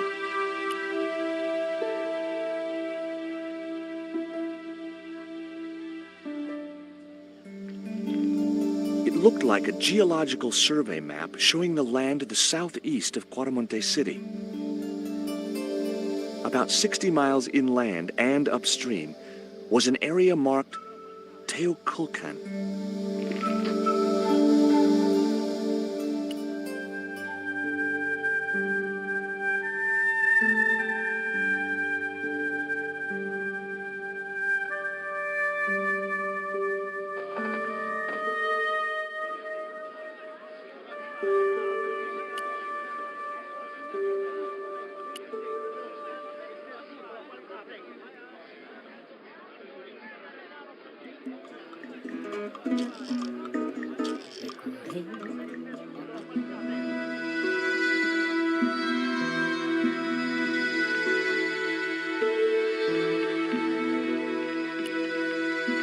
I got a good look at that chart in the police station. It's a map of Quaramonte. Does it tell us where Ubier is heading? Yeah, a place called Teoculcan. That's the site of the mine. I wonder why they're being so secretive about Ubier's plans. One thing's for sure. If the general's involved, they're up to no good. I'd like to talk to that musician Miguel. Take the detonator and get him out of that jail.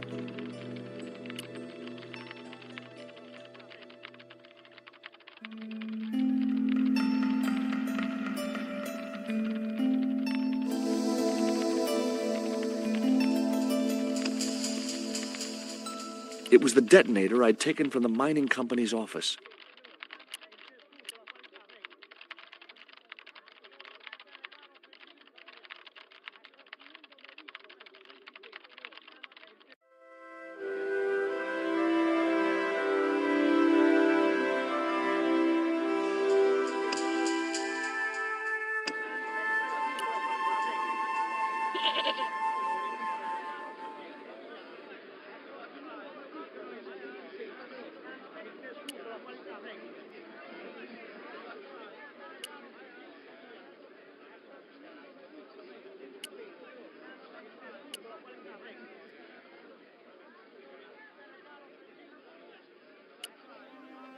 Here is the detonator, Dwayne. Keep your voice down, George. You want everyone to know. You'd best go and warn Miguel that the U.S. cavalry's on the way. Okay.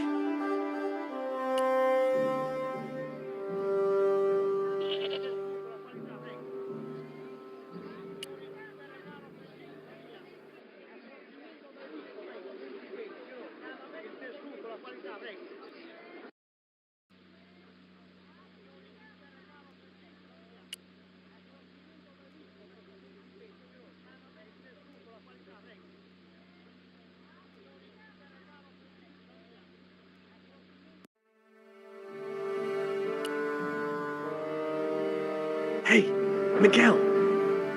What is it? What is happening? We're getting out of here. Who's we? They've sent the Delta Force? Nope. The Impossible Missions Force? Don't make me sick. Much better. Who then? A retired greetings card salesman from Ohio. I'm doomed. You're not the only one. I should have known you'd be trouble the moment I saw you. Look, I can explain everything. Get in that cell, now. And what if I refuse? He'll shoot you. Okay, here I am, going quietly into the cell. Very wise, not Americano scum. One of the reasons I hate guns so much is the way they make people so damned impolite.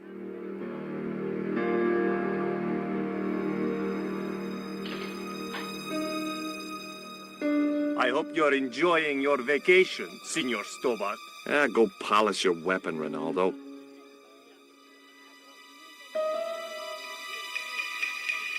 This was part of your plan, right? Well, in a manner of speaking, no. I was all out of ideas. It was up to Nico now. So, here we are. You've changed. I thought I would slip into something more comfortable. The stench of cheap cologne rolled over me like tear gas. So, what do you want to know about me? Ask and I will answer. I will deny you nothing.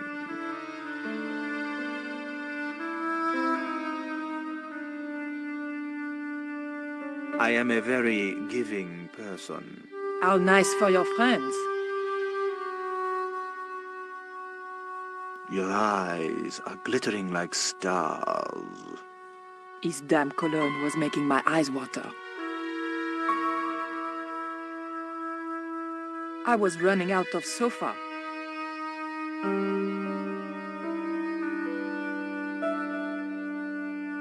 As spirited as you are beautiful, I admire that. As long as he admired it from afar. I didn't want the lava lamp. A lava lamp. Hip in a retro way. I had no doubt the general thought it was hip, full stop. Cutting-edge technology, in 1978 at any rate.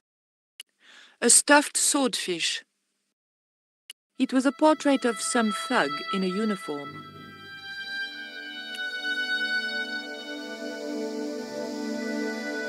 Is that a lava lamp? Sure, it's more impressive in the dark. I'll close the blinds. No, don't do that. Not on such a beautiful day. I, love your TV. Oh, yeah, cool, no? Big fish. Catch it yourself? Catch it? Fishing poles are for children. Then how did... Are those bullet holes? 2 magazines on full automatic. It put up quite a fight. Who's the guy with the hat and the fat cigar? My mother.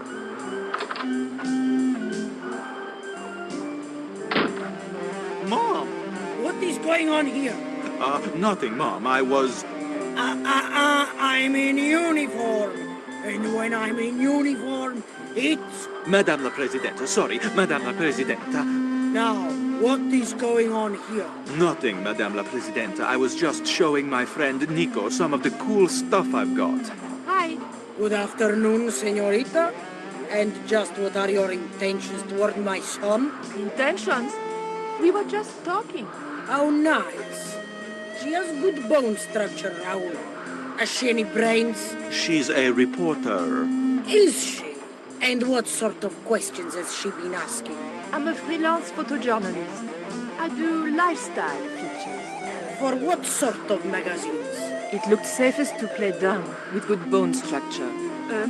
Haya, Lifestyle of the Super Rich and Vainglorious, Envy Magazine, Excellent! Raoul, you've chosen well for a change. It was pretty obvious who pulled the strings around here. I hope George was making good use of the time I was buying him. And then it goes... And when you were in this band of yours, you used to play that song for 2 hours? Yeah, we were really famous at our college. Still, ours wasn't as good as the original version. I have never heard that song before, yet I have no doubt that this must be true. Hey! Psst! Hey, George! Dwayne Henderson. Boy, am I ever glad to see you. Get to the American consul and tell him I've been imprisoned without charge. Get real, George. He was the previous occupant of that cell you're in. We're gonna have to use good old American know-how to get you out of there. Uh-oh. That, and this truck full of explosives I've got here. Dwayne, listen to me. You'll kill all of us. You're such a naysayer, George. It'll go like clockwork. Negative to negative, it's positive to you gotta get the bare copper wire here. Let me just, damn. All right, I'll just hook that up. Oh, there we go. Okay, just a minute. I've got to get to a safe distance. Quick, Miguel, hit the mattress. You have strange customs up north. Here we go. Too late. Are we dead yet?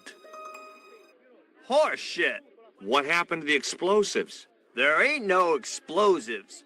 My dumbass supplier must have given me organic fertilizer instead of chemical. All I got here is 400 pounds of lightly fried horse apples. That's a lovely image, Dwayne. Never mind, I'll think of something.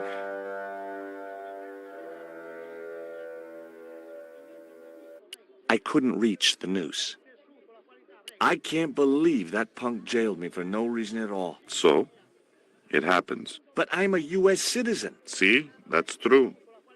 They dare not execute you. Yeah? Well, that's something. They'll have to arrange an accident for you instead. Have you heard of a guy called Karzak? Yes. The old man spoke of him. The foreigner? Professor Ubier? That's right. This man Karzak is Ubier's boss. Why is that noose hanging from the bars? Ronaldo strung it up, for me to hang myself. Don't cry for me, Senor Stobbart. When I am dead, the goddess will take my soul to rest in paradise. Listen to me, Miguel. You give me that rope, and I'll get us out of here. Is there somewhere you can hide from the General? Of course. My friends have a boat ready to take me upriver. But how are you going to break out of here with just a short piece of rope? I'm not sure. But I'll think of something.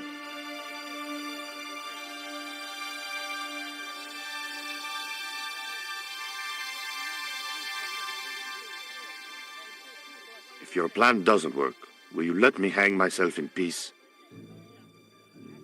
I couldn't escape that way.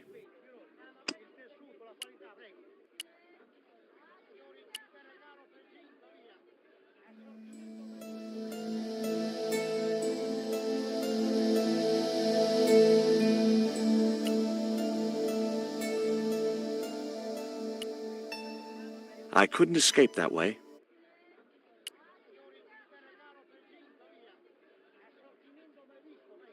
Hey, Dwayne, I want you to tie this rope to your truck and then drive forward. I'd had no idea whether this was really going to work, but I'd seen it in a black and white Western. Of course, Hopalong was using a horse and Dwayne had a 4-ton truck, but hey, the principle's sound. Anything you say, George. Please forgive my mother. She can be a little difficult.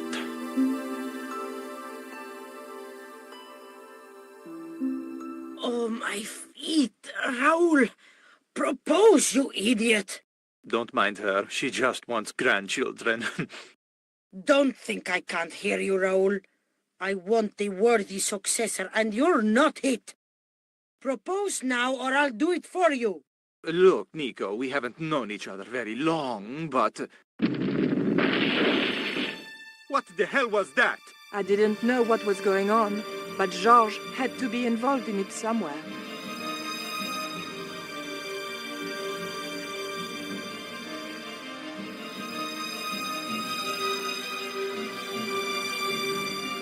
I ain't gonna say a thing, 'cause that sweet sound of falling masonry says it all.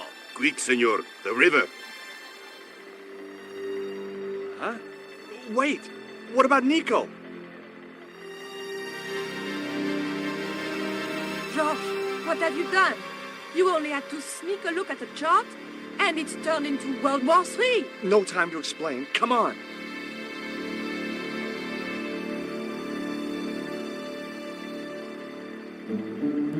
Don't move, terrorist scum. You talking to me, Junior? Yes, I'm talking to you, fat man, and my name's not Junior. A word to the wise, Junior. You carry on waving that pea shooter in my face, and the next person who sees it is gonna be your proctologist. Savvy? General, I am happy to report that I have apprehended the terrorists. You idiot, not them. The other American and the French woman. They're the ones.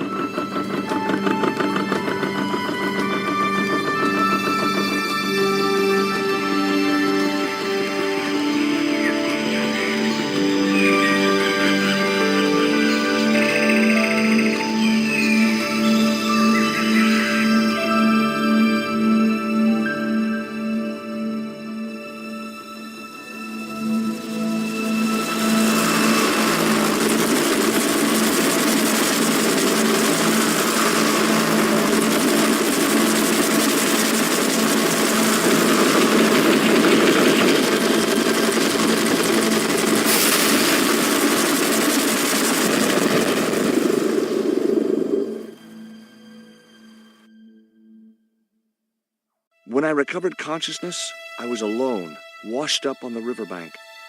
My head was aching fiercely, and my mouth tasted like a swamp. At first, I thought the music I heard was in my head. Just my luck to wind up in paradise with a migraine.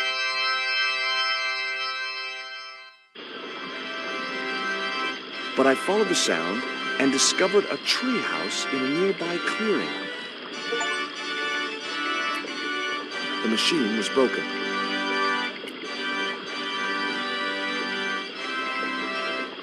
That vine rope could be useful.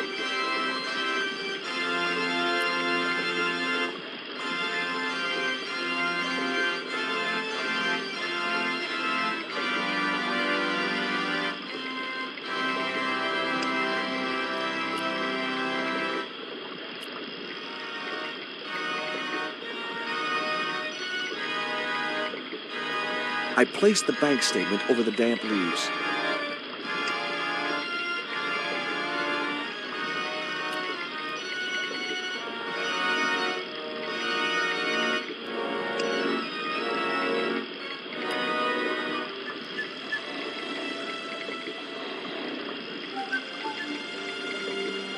As I held the fetish to the iron rim of the wheel, a shower of sparks cascaded onto the leaves.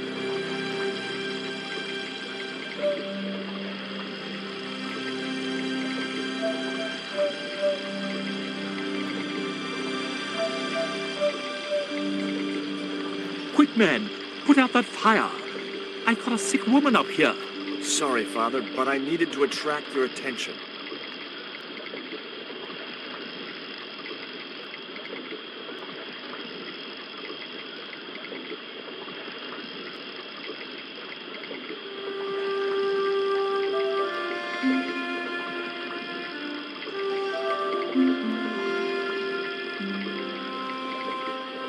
Who are you? And what do you want? My name is Stobbart, George Stobbart. I'm Father Hubert. I don't suppose you speak French. Huh? Why do you want to know that? I I found a young woman with a fever by the river this morning. The poor girl is close to death, and there's nothing I can do for her but pray. I don't understand her, but I think she's speaking French. Hang on. That must be Nico. What are you doing out here in the jungle? God's work. Not quite the destination I had in mind when I set out, but... well, you know what they say? Mysterious ways and so on. You didn't plan to end up here? No. I was on my way to the miners' camp in the north. I was stuck here when my boat capsized on the river. That's exactly what happened to me. How long have you been here? 11 years. That's my girlfriend you've got in your treehouse. What's the matter with her? She's been bitten by a venomous river snake. But can't you do something for her? There's a cure, isn't there? I ran out of penicillin and morphine years ago, but the local people speak of a root which they believe will counteract the poison. Where can I find this root? I don't know, but maybe the shaman at the village can tell us. Will you show me the way to the village? Me? Oh, but I can't. Can't? Nico's life depends on it. You're right. Of course I should, despite my own guilt and shame. But I can't go as a representative of God with a creased collar. A creased collar? You mean you put your personal attire higher than the life of a sick woman? I will not go to that village looking anything but my best. Give me your collar. I'm sure I can find a way to press it. Thank you, my son. In the meantime, I must contemplate my sermon. There was obviously more than a creased collar bothering the priest.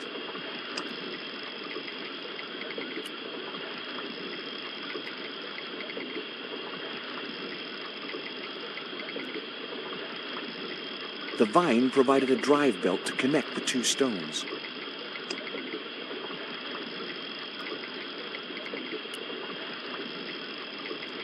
So there I was, hundreds of miles from civilization, doing the housework for a priest. It's a strange world.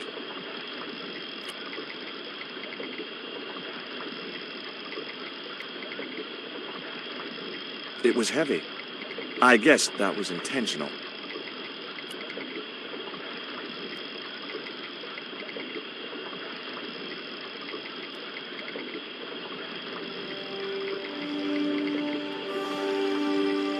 The press worked surprisingly well on the collar.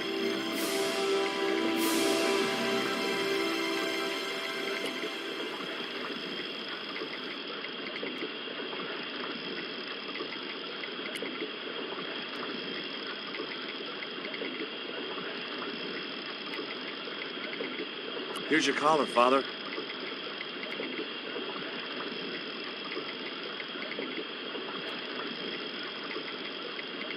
Thank you, George. You'd probably think it a little odd of me to make such a fuss.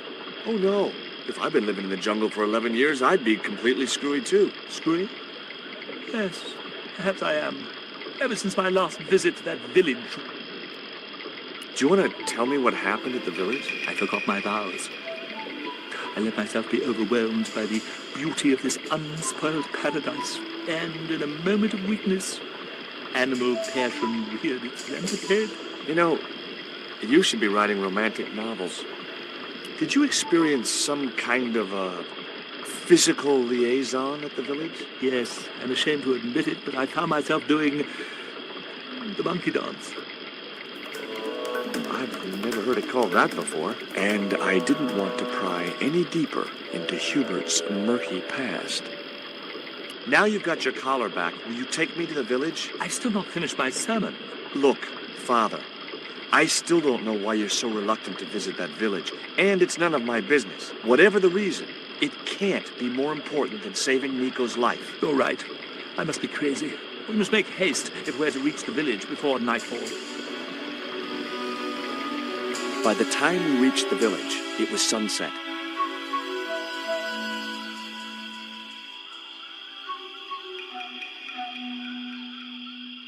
Hello, boys. Glad to see you're still wearing the underpants. What? They're the best Christmas present we ever had, Father. Mine are too tight. Well, we all have our cross to bear. This is George. He has a request to make. I'm afraid I can't stay. Good luck, George.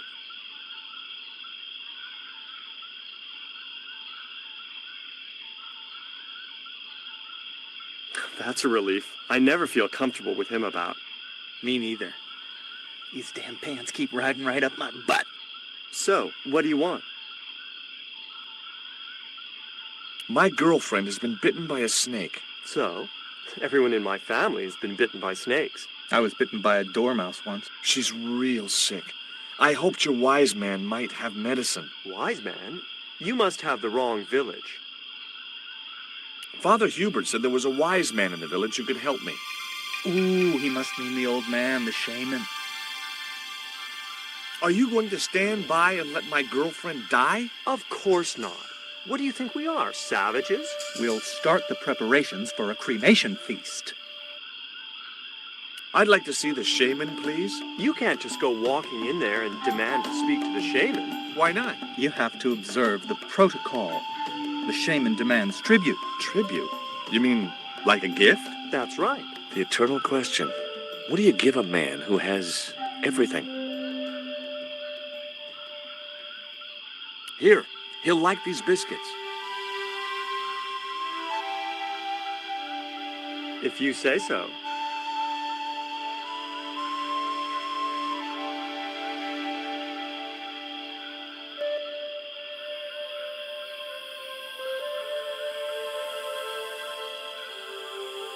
He liked the biscuits, especially the black ones. He wants to know if you've any more.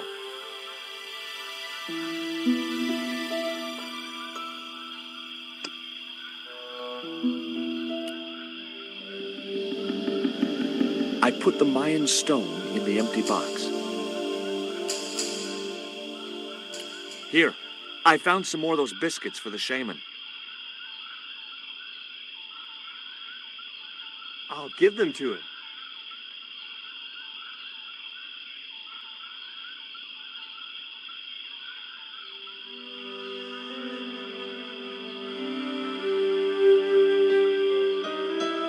The shaman wants to talk to you. I hoped he would. Well, it's been nice to talk to you guys.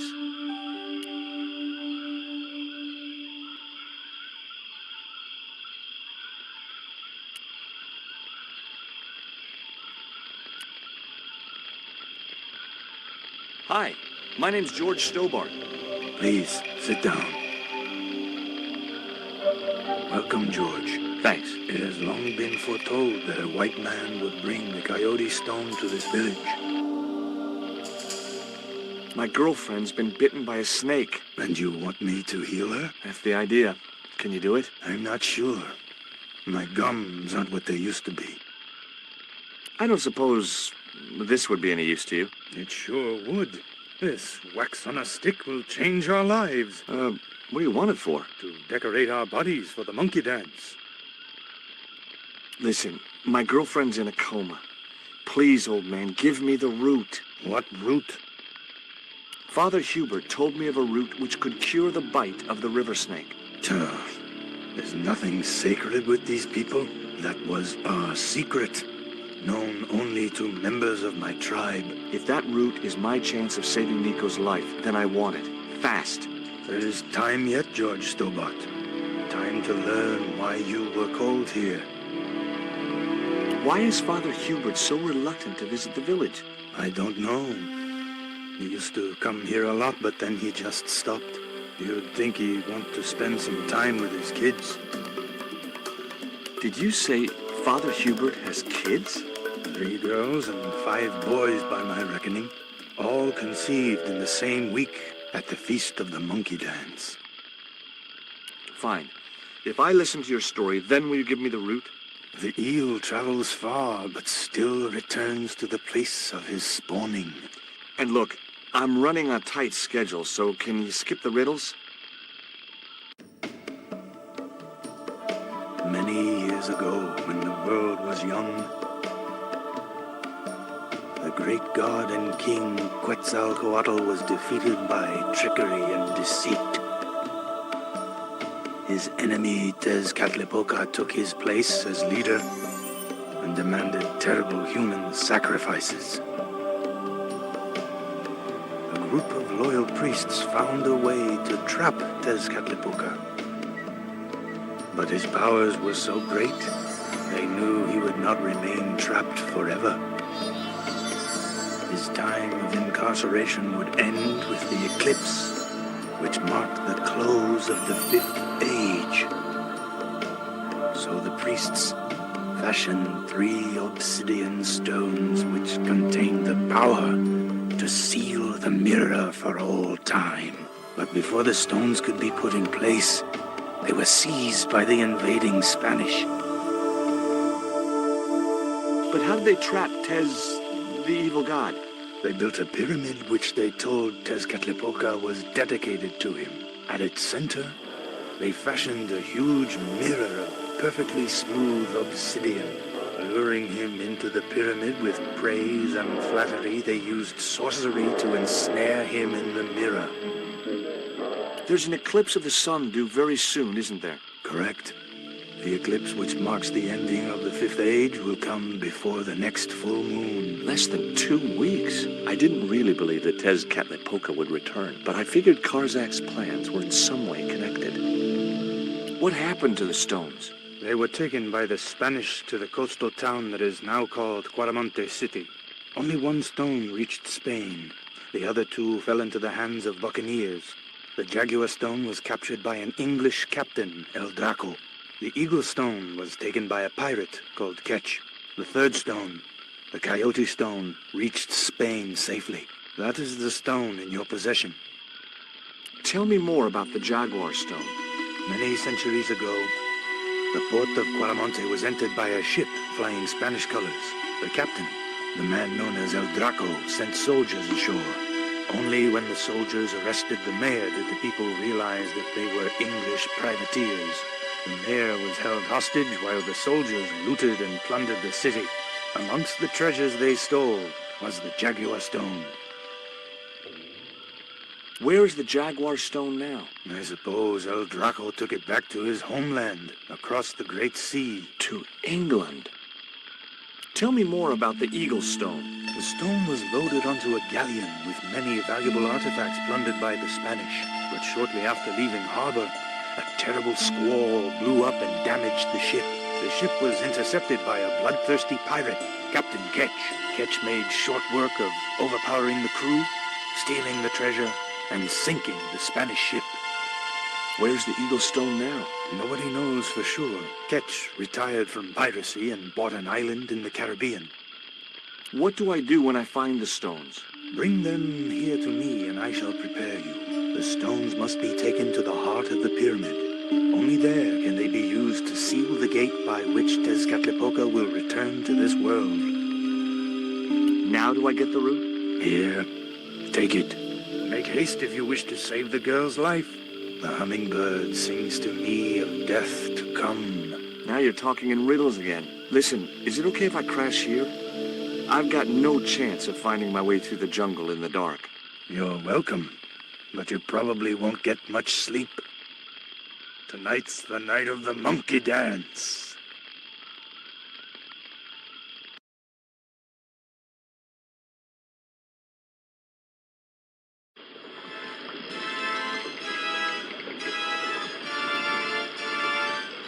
I left the village at dawn and stumbled back through the jungle in a post-party daze. It was just like sneaking back to my parents' house when I was younger. Except Oakland didn't have monkeys or parrots.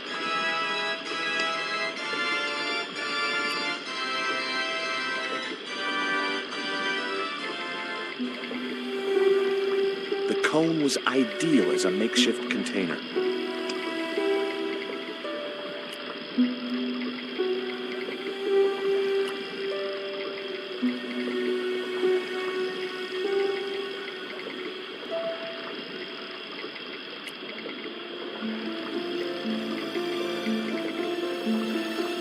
As the liquid was squeezed from the root, it collected in the cone.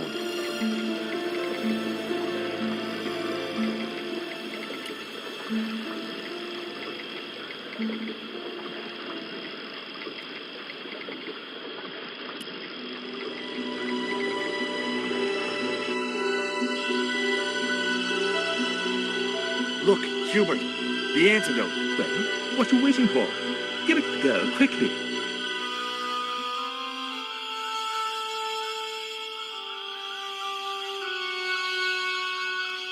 Nico. Here, drink this.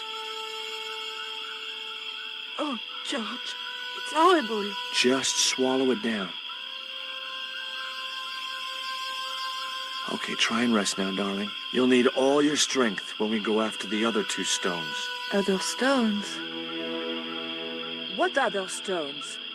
What have you gotten me into now, George Stobbart? The patient is sounding more like her old self already.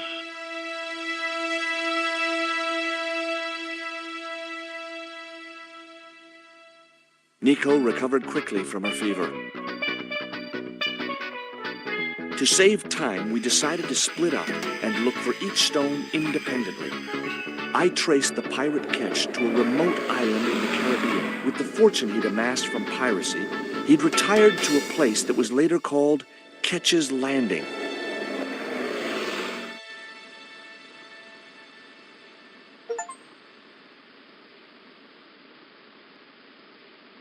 I recognized the instrument as a theodolite, but I had no idea how to operate it.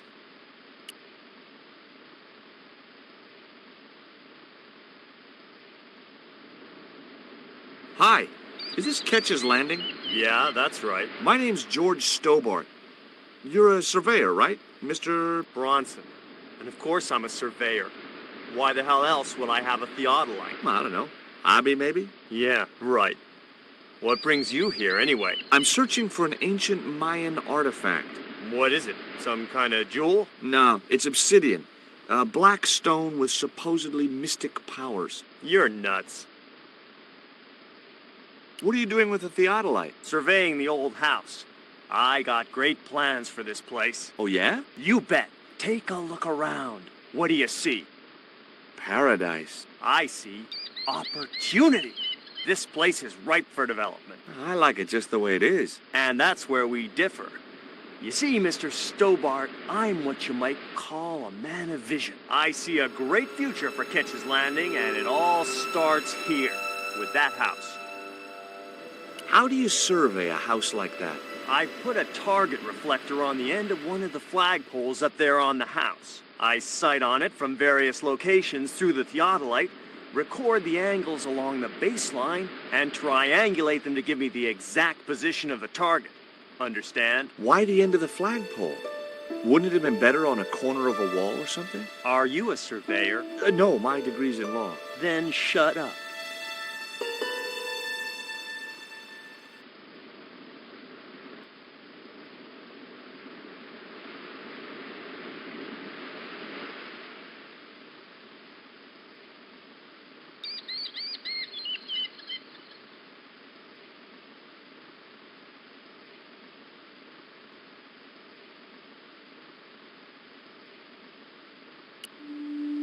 This is similar to the stone I'm looking for. What makes you think you'll find it here? Because when the stones were stolen in the 17th century... Hold it!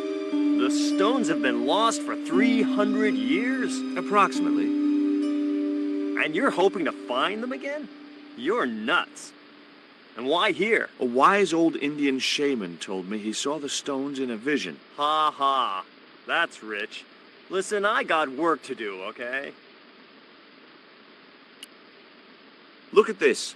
An article about a total eclipse of the sun. Oh, yeah? Listen, I don't want to be rude, but it just comes naturally. I really don't care. Catch you later, Bronson. It looked like a set of plans.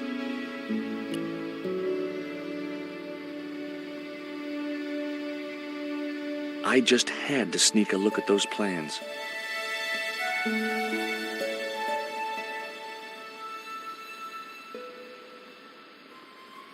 Hey, get out of there.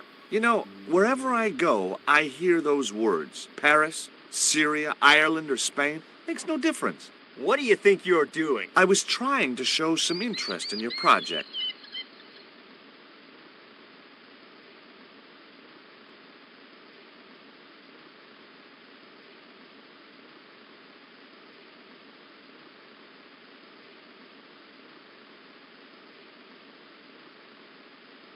I just had to sneak a look at those plans.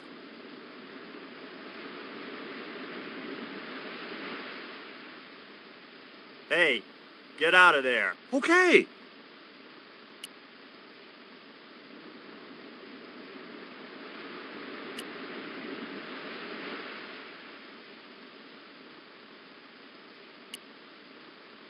I didn't want a fishing net.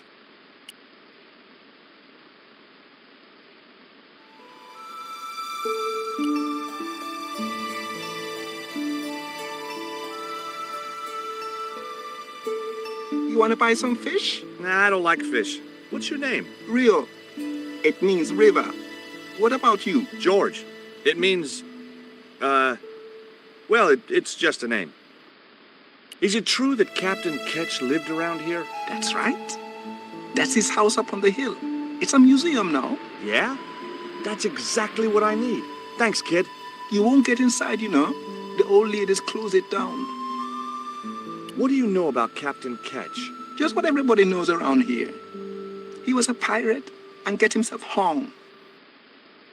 No school today? No, sir. What about your education? I can fish, sail, and swim. I've been looking after myself since I was 6, and I'm bilingual. Aren't you a little overqualified for a beach bum? Well, you know, there's a lot of competition. Who are these old ladies you mentioned? Miss Frost and Miss Mina Ketch. How come the old ladies closed the museum? It's Bronson's doing. Him have the plans for redeveloping the museum. They kindly regret it, you know. The man's a crook. Will you help me get those plans? I don't want to go nowhere near that man. He promised to drown me when he found the fish I left in his sleeping bag. Do you know anything about pirate treasure? Man, that's all stories. There's no such thing as a real pirate treasure. Do you know anything about a forthcoming eclipse? No, but that explains why the weather's about to get real bad. Rio, it's a beautiful day. There's no more than a whisker of cloud in the sky. Trust me, man, it's going to get real bad.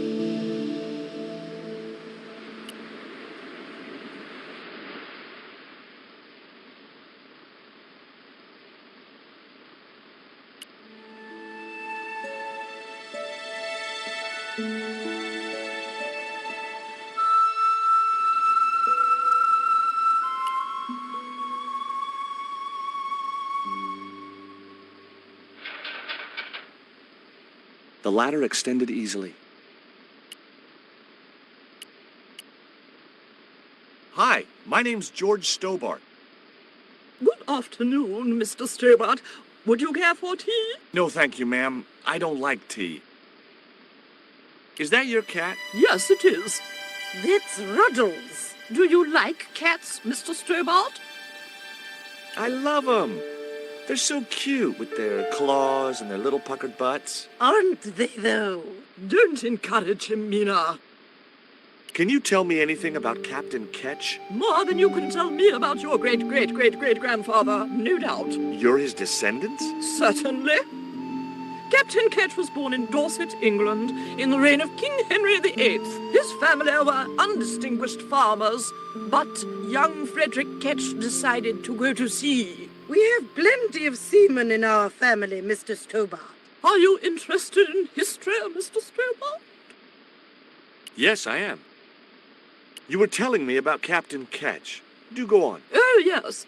He sailed under Hawkins. Jim Hawkins? John Hawkins, one of the great traders of the Elizabethan age. In 1568, Frederick Ketch was a young man serving aboard the Jesus, Hawkins' flagship. They sailed from England to Africa and across the wide Atlantic to these islands. Ketch was never to see the shores of England again. How come Ketch never made it home? Because the Spaniards sank the Jesus in an act of treachery. You said Hawkins' fleet traded between Africa and the Indies. What was it they were trading? Black men with no shirts. You have to understand, Mr. Stobbart, that this was the 16th century. But that doesn't alter the fact that Hawkins and Ketch were slavers and pirates. Would it surprise you to learn that Hawkins was also a devoutly religious man? He transported slaves in a ship named after Jesus Christ. In my book, that makes him a hypocrite. What happened to Ketch? Was he killed? Oh, no. He got away and returned to this island, to this very house. The Frederick Ketch Memorial Museum. Is it true Frederick Ketch was a pirate? Frederick Ketch was emphatically not a pirate. They hanged him, you know. Down there on the beach in front of his family. Didn't bother with a trial. Just whipped him out from his breakfast table and hoisted him up in chains. Well, if he wasn't a pirate, what did they hang him for? Envy. Pure green-eyed envy. He had been a successful privateer, you see, and had accumulated great wealth. As rich as a mink in a paddock. Shut up, Mina. Yes, Frost. The small-minded governor and his lackeys wanted his money, trumped up some ridiculous charge about breaking the conditions of his letter of marque, and hanged him like a common thief. The blackguards! Letter of marque? The document that permitted him to engage and destroy the enemies of the crown. The difference between a lawful privateer and a pirate. Yoo-hoo! Sorry, Frost. Well, why didn't Ketch just say, take a hike, guys, I've got a pirating license? Frederick Ketch was not a pirate. But he did show them his letter of marque. But they destroyed it and hanged him anyway. I've been talking to Rio, the little fisher boy. I'll thank you not to mention that little wretch in my presence. Dirty little whelk. Nasty fishy boy. That will do, Mina. I gather you don't have much time for the little boy. That child is a delinquent, Mr. Stobbart. Yeah, well, he's only, what, 11, maybe? A knave with one hand on the tops.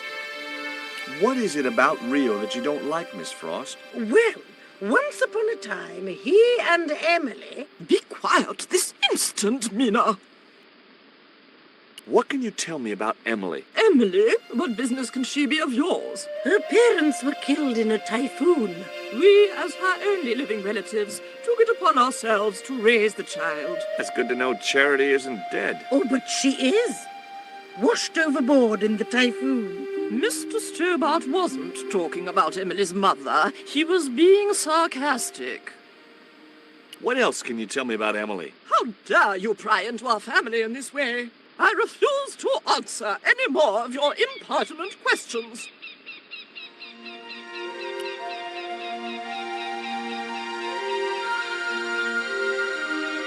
It was locked.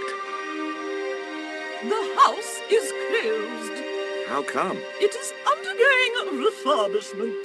Oh, of course. This must be the place Bronson's surveying. The intention is to prepare the museum for the new century. The Frederick Ketch Memorial Museum. It would look nice in neon. A museum for a pirate? There was a stony silence. As I have already told you, sir, he was not a pirate.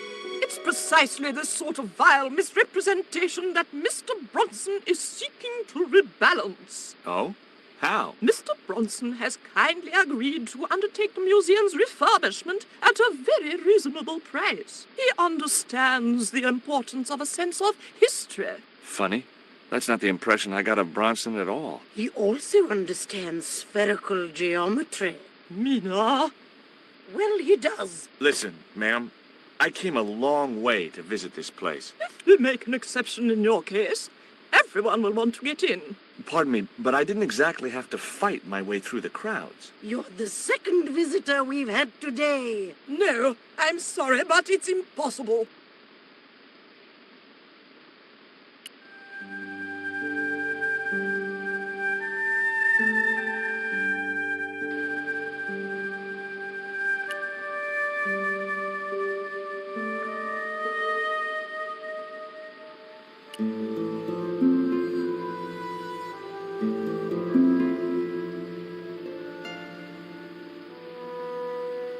I think Bronson is trying to cheat those sweet, vulnerable old ladies. That's a little unfair, isn't it? Okay. He's trying to cheat those seriously demented, poisonous old ladies. You have to admire his acumen. Tell me about your friend Emily. Why are you so interested in Emily Ketch? Emily Ketch? A descendant of Captain Ketch, the pirate? Yeah. Well, it doesn't bother you? Why should it? We don't responsible for our ancestors. How come the old ladies closed the museum? It's Bronson's doing. Him have the plans for redeveloping the museum. Oh, I know all about Mr. Bronson's plans.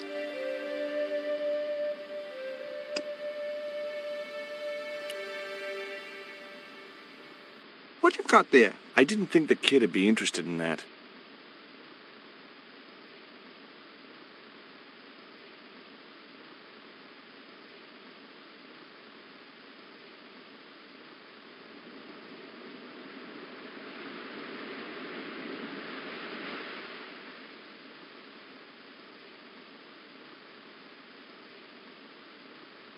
I didn't know the first thing about sailing a dinghy.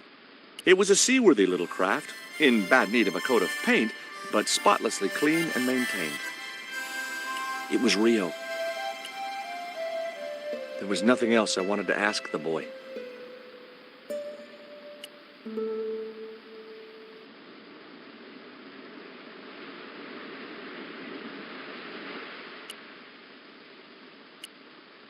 It was a net left to dry in the sunshine.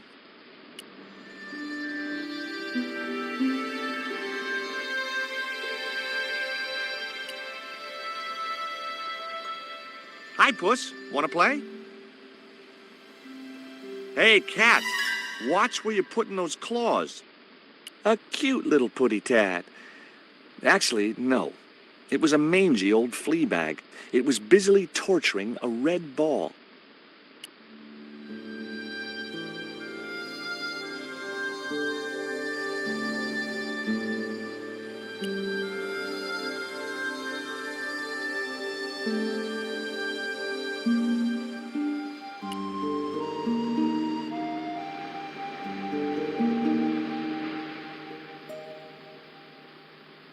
There was nothing else I wanted to ask the boy.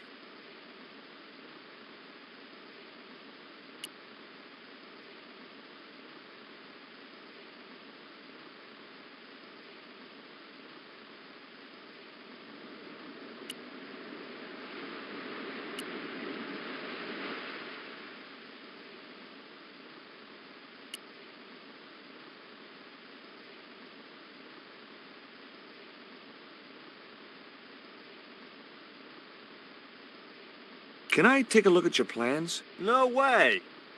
What interest would they be to you, anyhow? I've always had a secret desire to be a surveyor. You have? Sure. I mean, you surveyors are just like the great explorers, aren't you? Henry the Navigator, Vasco da Gama, Chris Columbus. Maybe you don't sail uncharted seas or discover new continents, but you're okay in my book.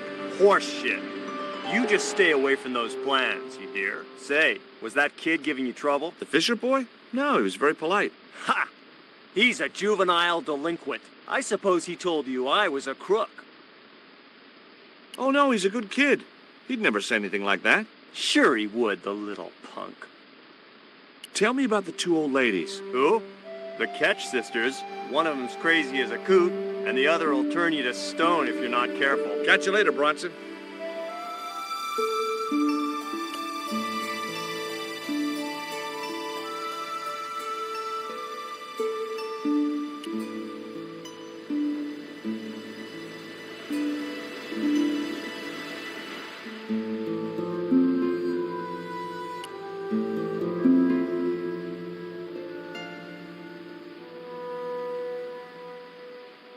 There was nothing else I wanted to ask the boy.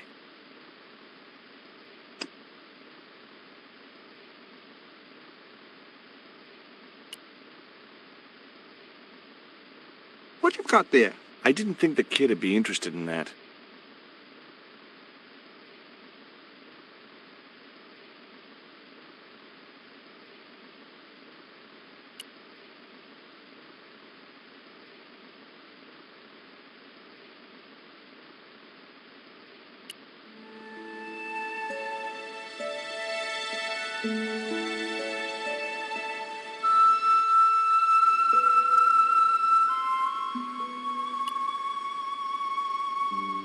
The flagpole had a reflective target on the end for Bronson to use as a reference point.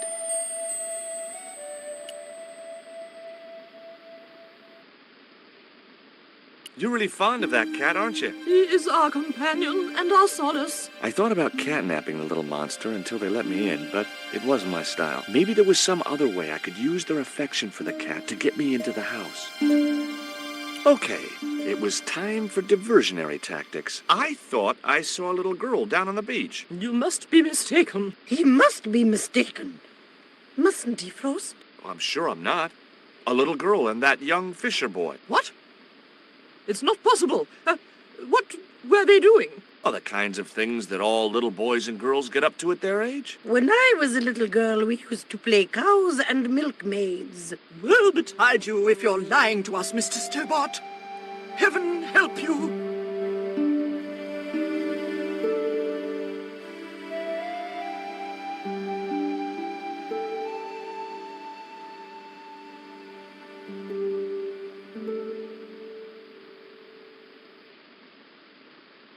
With a creak of ancient corsetry, the sisters sailed majestically over the distant horizon.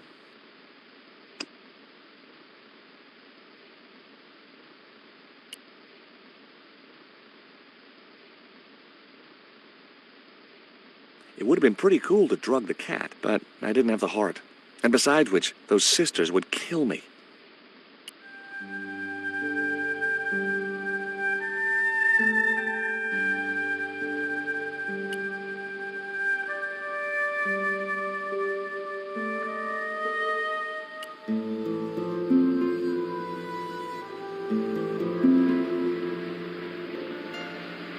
Did you see the weird sisters come by here? Did I? They look madder than usual, so I hide until they're gone by. Just as well. They thought you were playing with Emily. Boy, were they steamed. Emily? You're madder than them. Can you let me have a fish, kid? I thought you said you don't like fish. It's not for me. It's a present. For the old ladies? Well, it makes a change from flowers and candy. No, it's for their cat. Okay. What do I get out of it? I can pay you.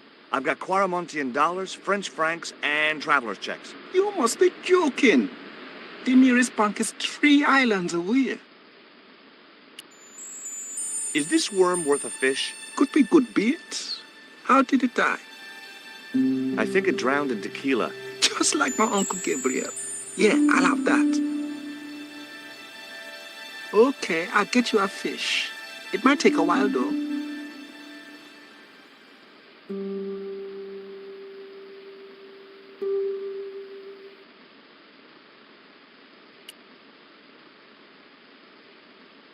There was nothing else I wanted to ask the boy.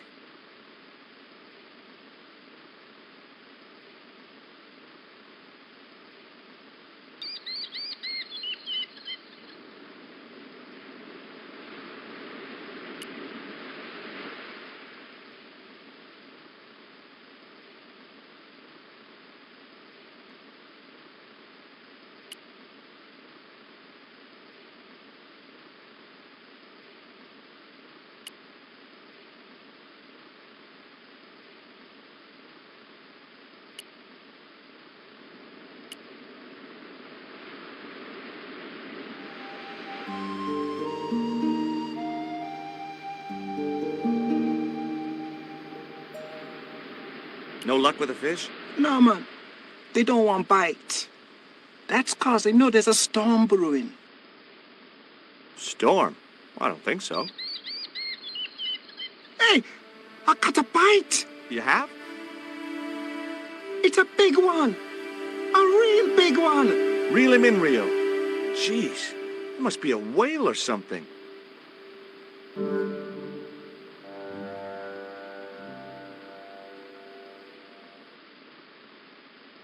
Rustiest whale I ever see. I still need a fish, Rio. Okay, make me try again. Maybe you better change your bait. The only serviceable part of the bicycle's wreck was a rubber inner tube. You just never know when you're going to need stuff like that.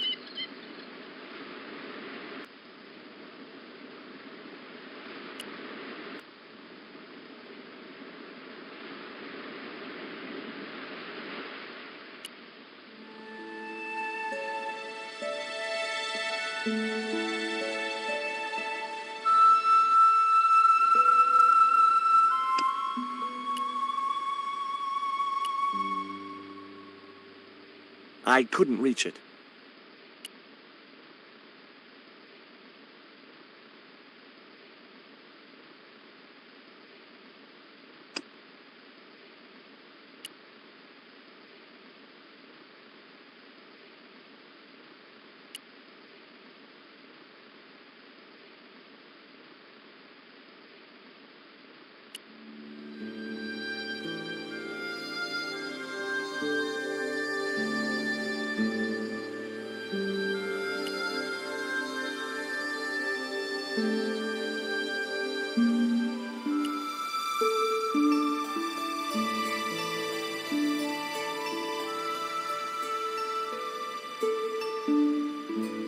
Daisy fish, my man. I can't put it in my pocket while it's flapping about like that. No problem.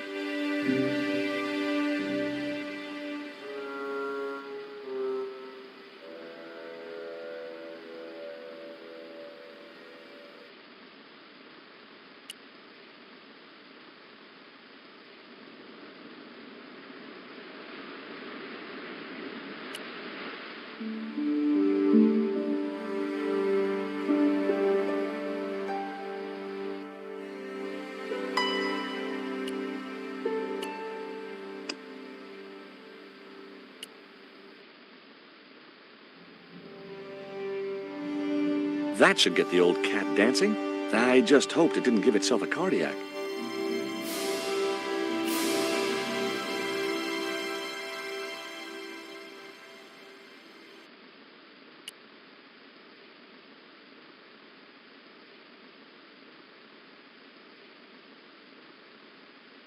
I didn't have a flag on me, so the flagpole would have to stay bare.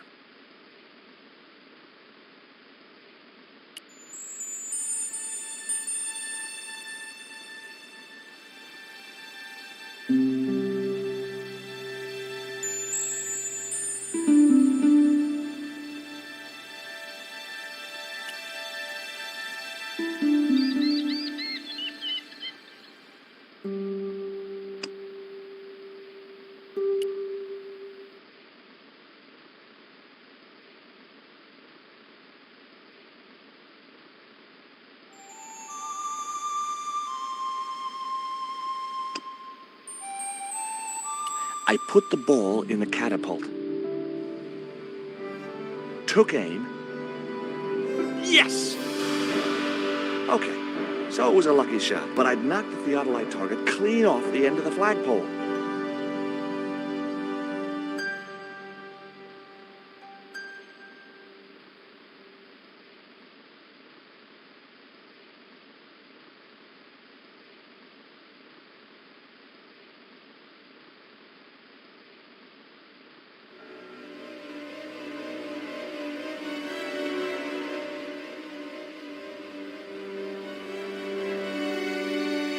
What the hell's going on here? Hi, Bronson.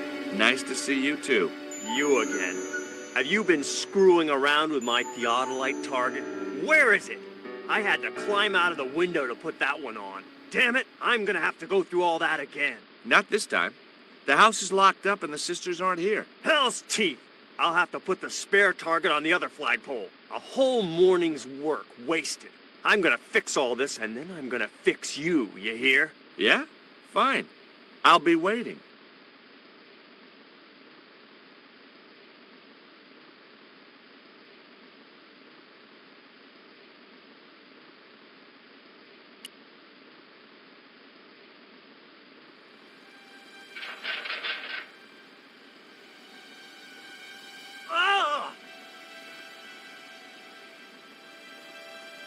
What you doing, Bronson? Just hanging around? I'm gonna kill you for this, Stobbart!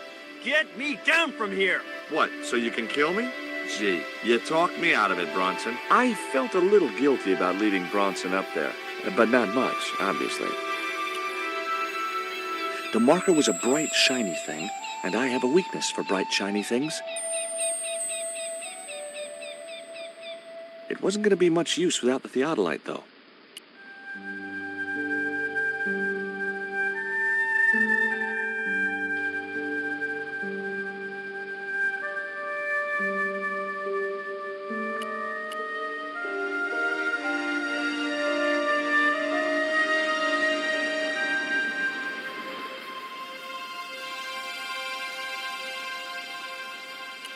It looked like a set of plans.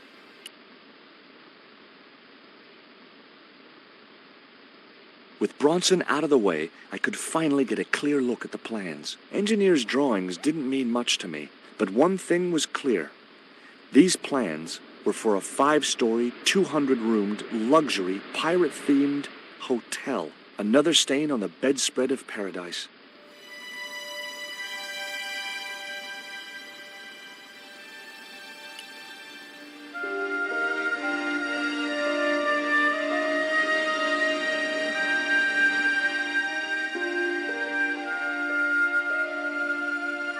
You there! Why is Mr. Bronson hanging from that flagpole? He climbed up there of his own accord. Then help him, you stupid man! Quickly, before he falls! Hey, get me down. What's the magic word? Please. Oh, bad luck. I was thinking of Alakazam. I've got your plans, Bronson. I know about the hotel. So what? This is between me and the dames. Those sweet old ladies trusted you. This isn't what they wanted. People like them don't know what they want. Instead of wasting their money on this mausoleum, I can turn it to profit. But you should have discussed it with them first. If I was to let you down, will you promise to come clean about your plan? Sure I will. And you'll come to a tasteful compromise with Miss Frost and Miss Mina? Taste? What's taste got to do with architecture? Oh, dear. You'll have to stay where you are until you see sense. You rat. Catch you later, Bronson.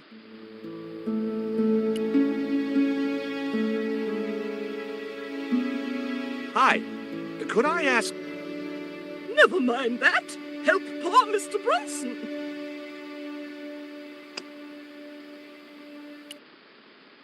Here, Bronson's plans.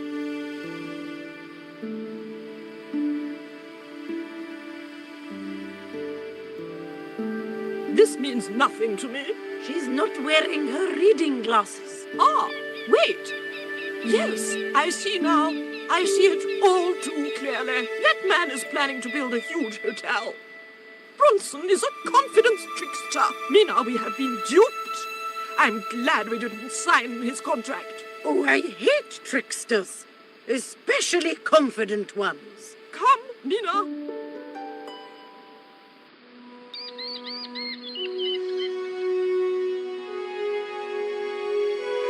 Mr. Bronson, you may consider yourself persona non grata. Yes.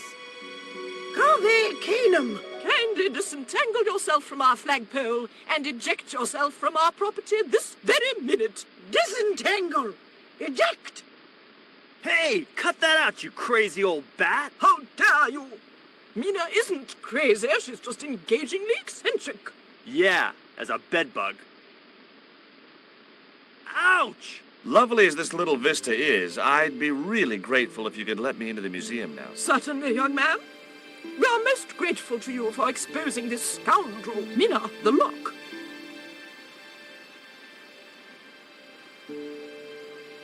Thanks, ladies. Stobbart, be a pal. Get these harpies off me. Ooh!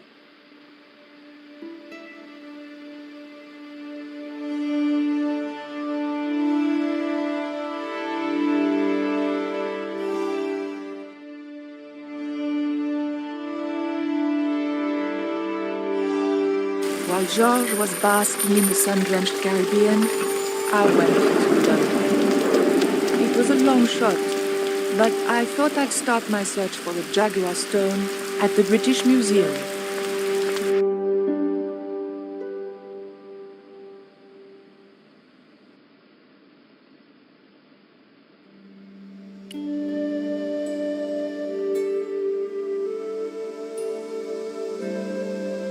It was a stone identical in size and style to the Coyote stone. However, this stone bore the image of a jaguar.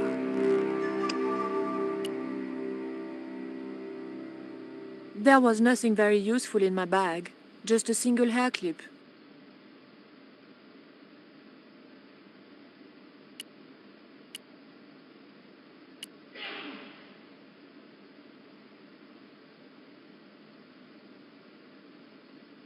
Can I help you, miss? What can you tell me about that stone with a jaguar on it? The so-called Jaguar Stone was brought back from the Americas by Sir Francis Drake and presented, along with the more famous scrying mirror, to John Dee. What's this scrying mirror? It's a little square of polished obsidian. Mine it is. And what does it do? Well, it's a bit like a crystal ball, except flat and black. You can't see anything in it. Old man Dee had a psychic who reckoned he could speak to the angels through it. I think he was taking Dee for a ride myself. The old loony didn't like the stone, though. Reckoned it was tainted by the devil. Come along, miss. I'll show you the mirror.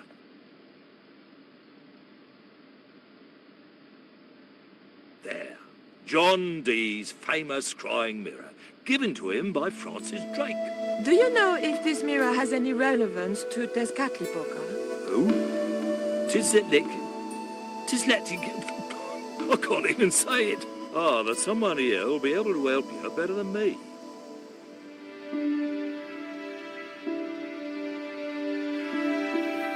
This young lady has some questions to ask, Professor. I think she's from France. Professor Roubillier? Yeah? What? You two know each other, do you? Excuse me, the telephone.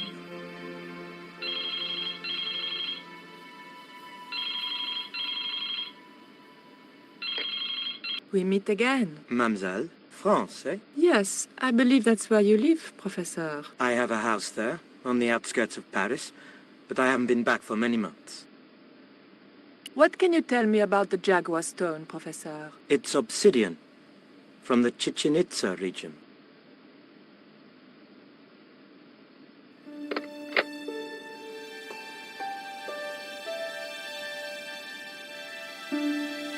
Professor Roubillier, your taxi's here. If you'll excuse me, I have some urgent business to attend to at the docks.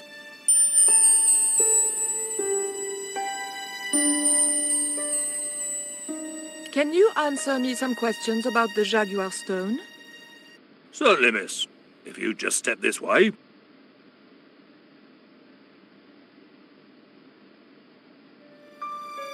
It's gone. Some sods half-inched it. Half-inched? Stolen it, miss. Never mind. The silent alarm will have been tripped. I'm afraid nobody can leave until our crack security team gets here. How long will that take? Could be a while. I think it's their tea break. The thief could be miles away by then. Don't you worry about that, miss. Just don't try to leave. It was too much of a coincidence that Roubillier showed up and the stone promptly disappeared. I didn't have time for their crack security team to finish their tea. I had to get after him.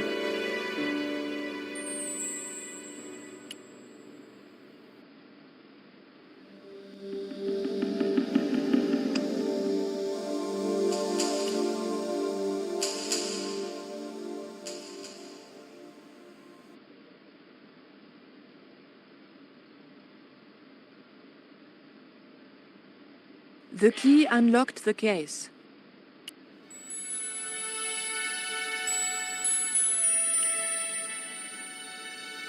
I locked the case again and took the key.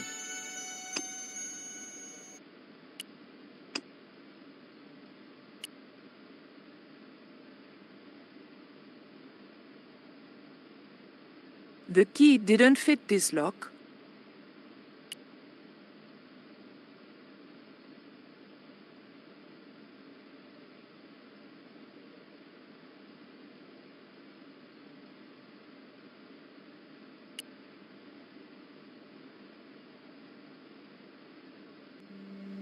Don't you think it's suspicious that Roubillier has urgent business at the docks? Not in the slightest, young lady. He's gone to oversee the unloading of cargo, an exhibition of Mayan sculpture on loan from Mexico City. What's the name of the ship? The Xibalba Princess, moored down by Tower Bridge. Why do you ask? Just wondering. I didn't steal the stone. I was nowhere near it. So who do you suppose did steal it? It must have been Roubillier. Huh! Begging your pardon, but he's a man of letters. A professor. So was Moriarty. Man of letters or not, he's your culprit. Look at this. The thief left this key in the cabinet. Oh dear. Oh dear, oh dear, oh dear. That makes the theft an inside job, right? Oh dear. In other words, the thief was Professor Roubillier. Well, let's leave that for the police to decide, shall we? I better phone them right away.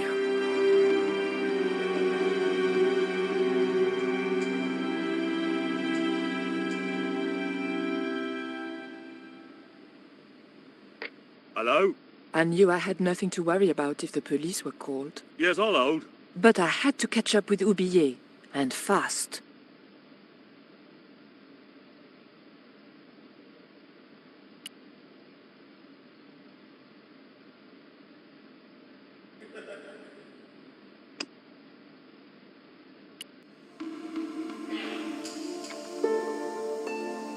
I levered the handle open with the thin dagger.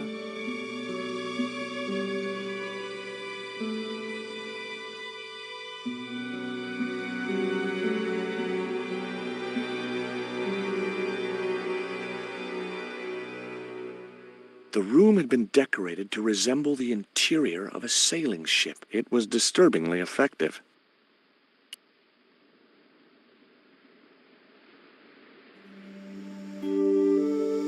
That might come in useful in ticklish situations.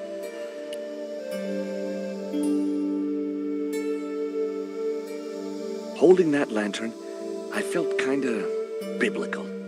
Like Jesus or Florence Nightingale.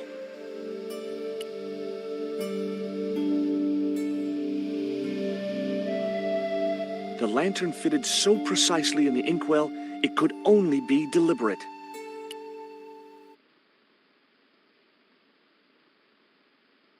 Okay, I've had my hands on an historical document. Now what?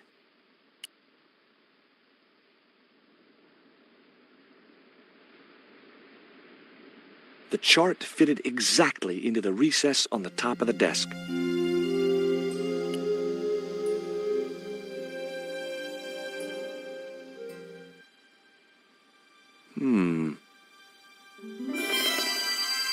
Surprise!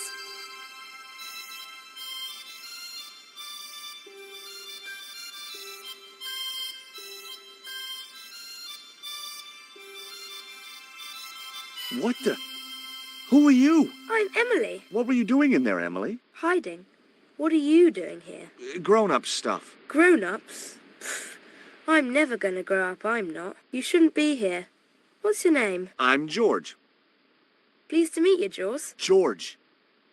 Jaws? Jeez. Make your mind up.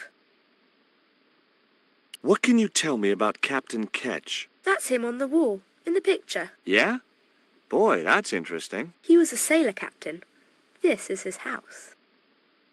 Why don't you go play with Rio? I'm not allowed. How come? 'Cause Aunt Frost says I'm not allowed out of the house. That's why, Mr. Nosy Beak. Too bad. Why don't you ask your other aunt if you can play with Rio? Aunt Mina's cuckoo. Aunt Frost says so. She says when the Lord handed out common sense, Aunt Mina was off getting double portions of chin. That Rio's a smart kid. He helped me outwit Bronson. Rio is clever. He can spit ever so far. Would you like to play darts? No? Oh, come on. I'll throw, you catch. That's dangerous. Darts will stick in me and make me bleed.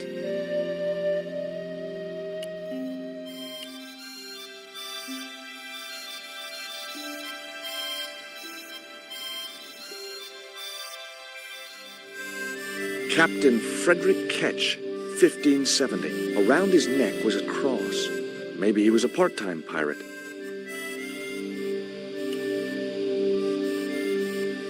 The little girl had cute freckles, cute little nose, and the eyes of a KGB interrogator. Around her neck was a large cross on a chain. It was identical to the one in the portrait of Captain Ketch.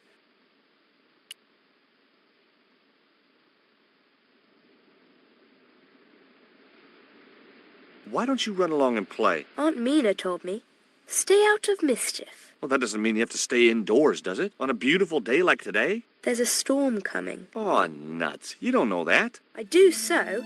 I can see the whole world from the window. Yeah, well, like I said, I'm busy.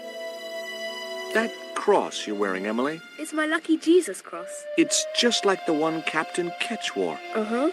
Can I borrow it? Uh-uh. What would you trade for that cross, Emily? A puppy. Well, I don't happen to have a puppy in my pocket right now. Can you think of anything else you'd trade? Don't know.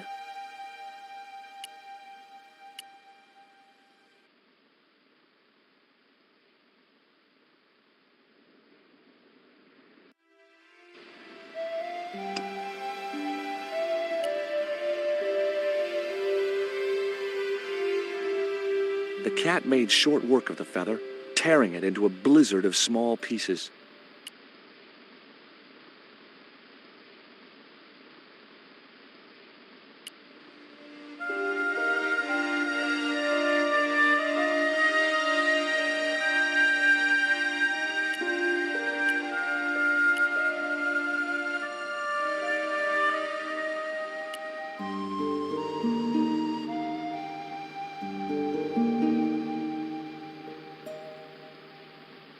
What do you give to a small, irritating girl who asks about everything?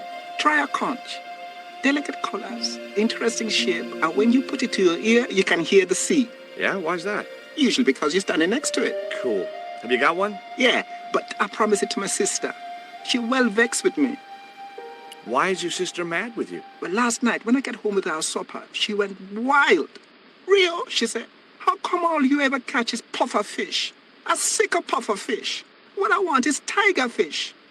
So don't bother come back home till you catch one, boy. I don't see how I'm gonna catch no tiger fish. All I have is a fishing pole and a worm. What do you need to catch a tiger fish? One of them real fancy flies like the rich fishermen use. Hey, this is just what you need to make a fly. Thanks. Let's hope them tiger fish hungry. A deal's a deal. Here's a conch.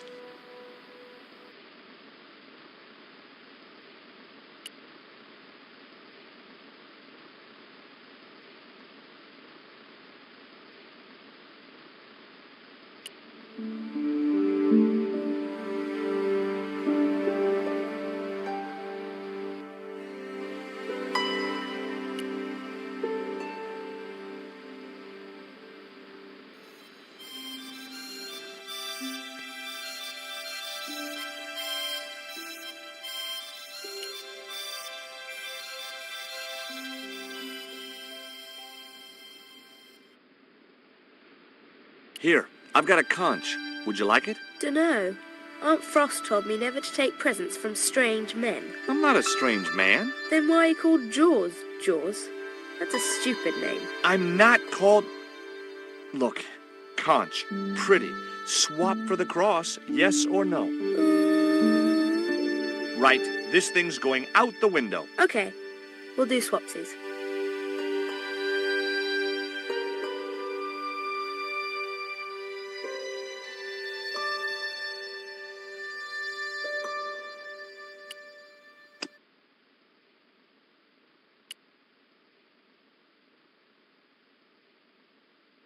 Ketch's cross slipped snugly into the penholder. What you doing, Jaws?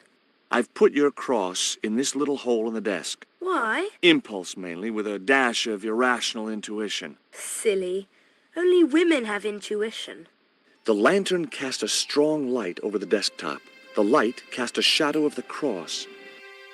And the shadow fell precisely over a small, unnamed island shaped like a skull.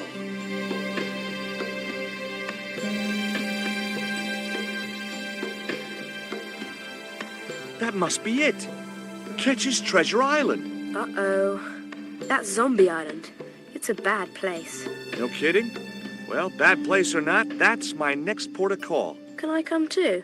The hell you can. I never get to leave the house.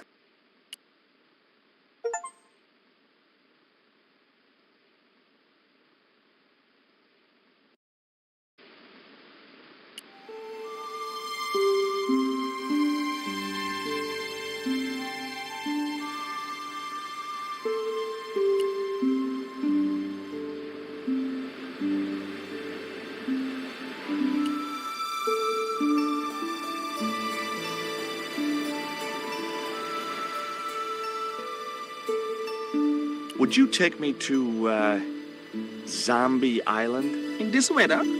You're mad, man. The rain will keep the zombies indoors.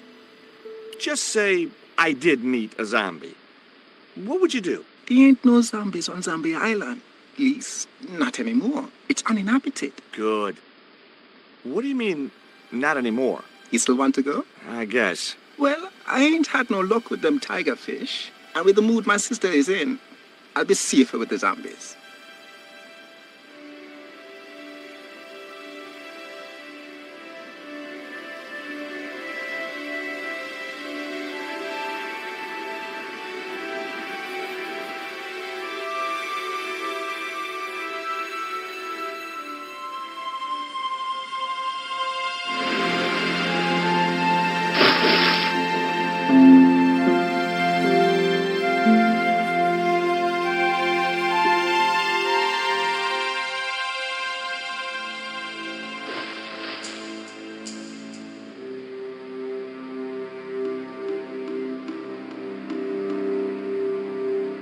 So, this was Zombie Island. Somehow I'd been expecting something more sinister. Come on, Rio. Let's find that treasure. No, thanks. I'm staying right here. Oh, come on. You said yourself there's no zombies left. Yeah, but that was while there was a big pile of seawater between me and this place. All me have now is this little bit between the boat and the shore, and I'm hanging on to it. Rio's boat was strewn with fishing nets and tackle.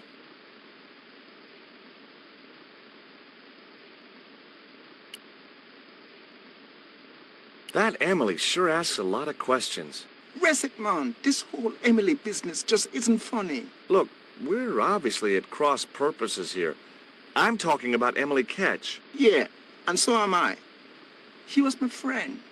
Her aunts hated it, but we did move together, you know. She used to be real keen at hide and seek. It could take hours to find her. One time, the last time, it took days. She must have shouted and screamed herself hoarse, but there was nobody to hear her. Where'd she hidden herself? Captain Ketch's old sea chest. The only way to open it was from the outside. Suddenly, I didn't feel so good. We never exchanged another word about Emily Ketch.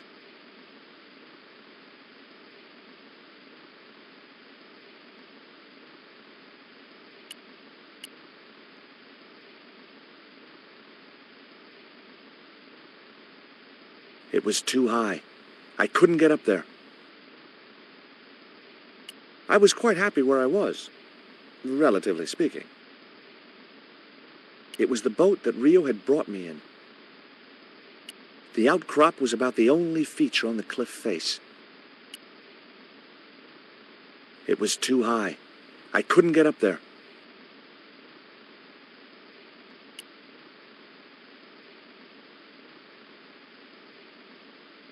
Could I borrow your net? Yeah, man, no problem.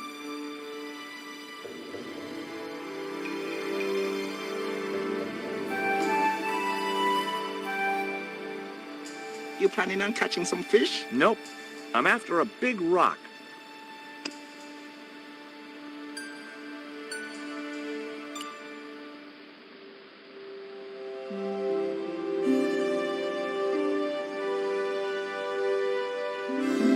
Well, here I go. Wish me luck, Rio. Good luck, George. Watch out for the walking dead.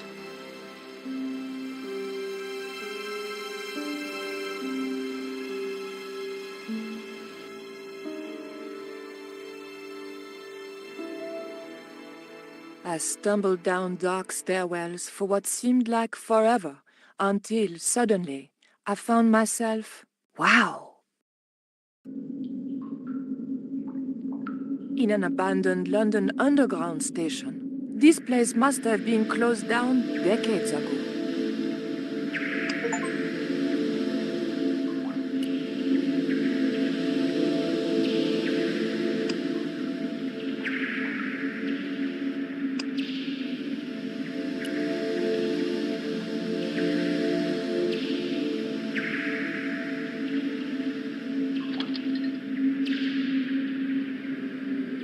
I pushed the hair clip into the slot and whatever was stuck there disappeared into the machine.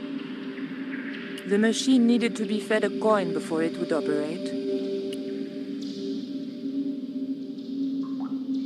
I pulled out an old English penny.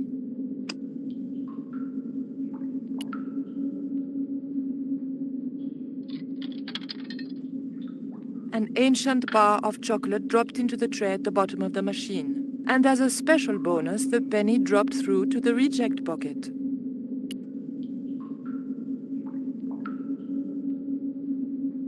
I took the ancient bar of chocolate. I pulled out an old English penny.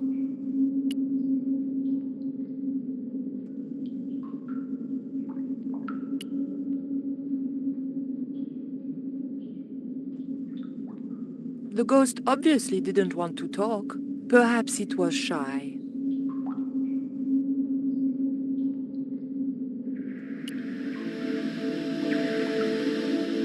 A latch lock stopped me getting into the cupboard.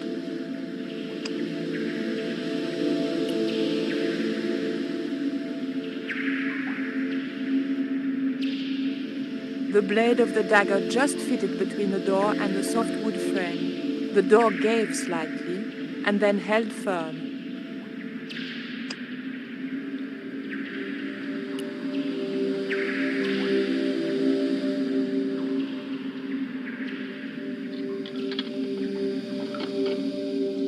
I put the old penny into the slot, the needle twitched rustily, and the machine spat out a card. The weight was in imperial units. It meant nothing to me. The card also had my fortune on it. A family quarrel will turn out to your advantage.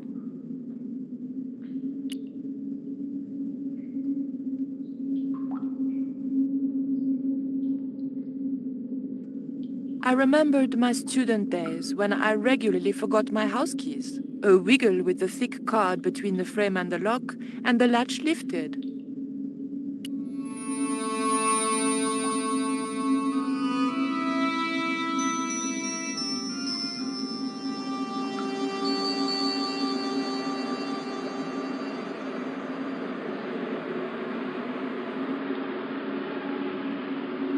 The train was my ride out of there. I could worry about not having a ticket when I got to the docks.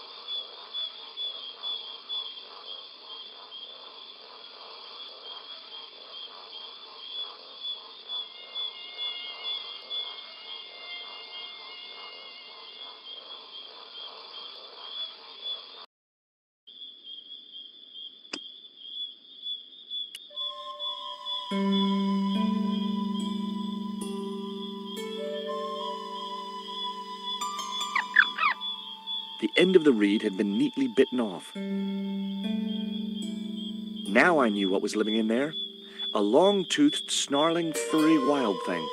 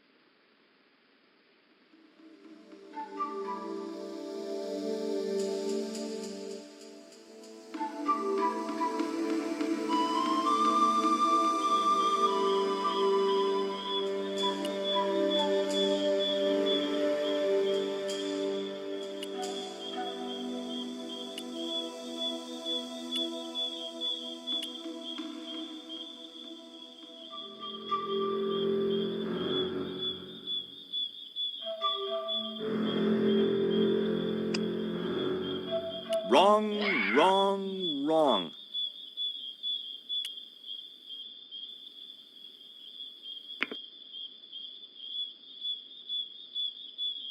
The dart fitted snugly into the reed.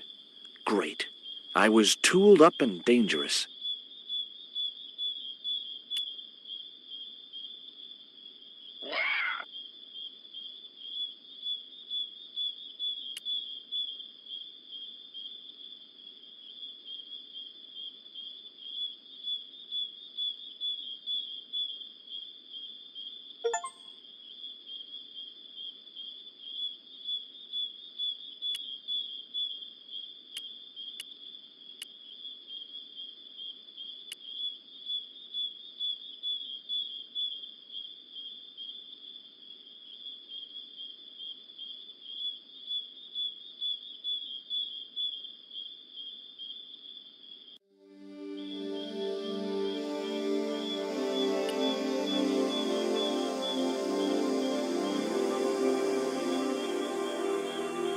The creeper just came away from the rock as I pulled it.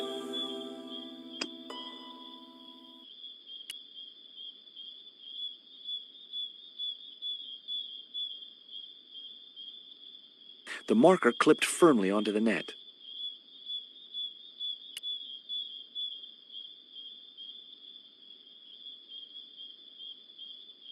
Great.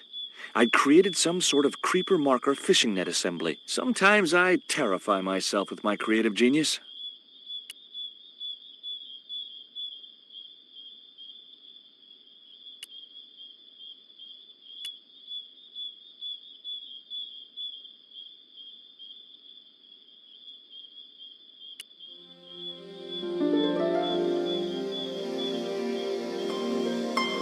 I'd successfully got the marker into a position near the top of the needle simply by using the kind of lateral thinking that can get you institutionalized.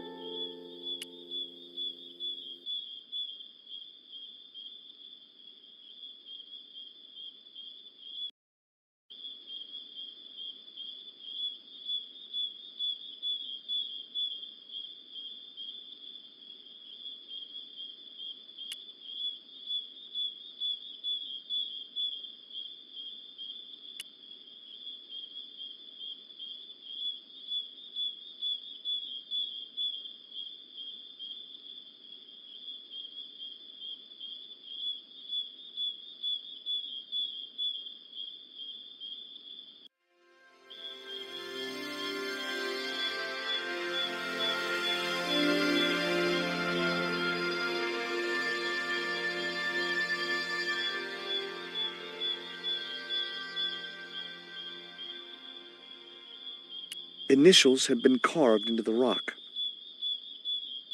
3 shallow holes had been made in the rock.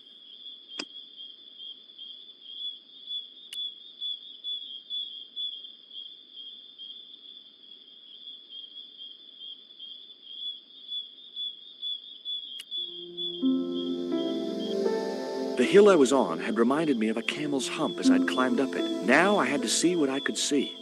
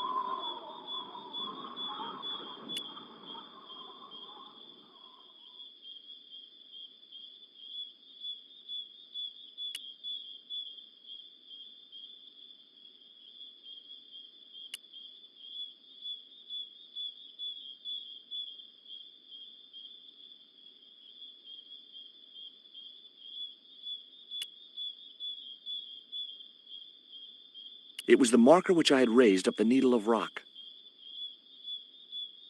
I could see the marker I had fastened on the rock down in the forest, and right in line with it, that had to be where Ketch had hidden his treasure.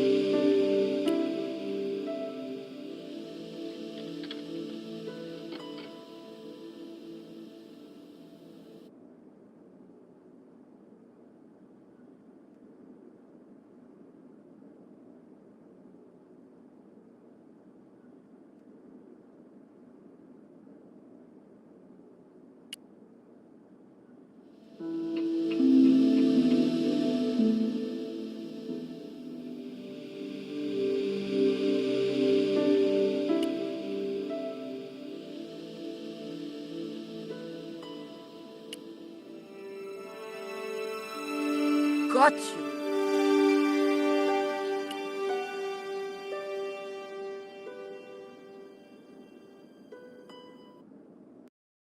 But the Collard woman was there. They'll know it was me. But you have the stone. The right stone, you're sure?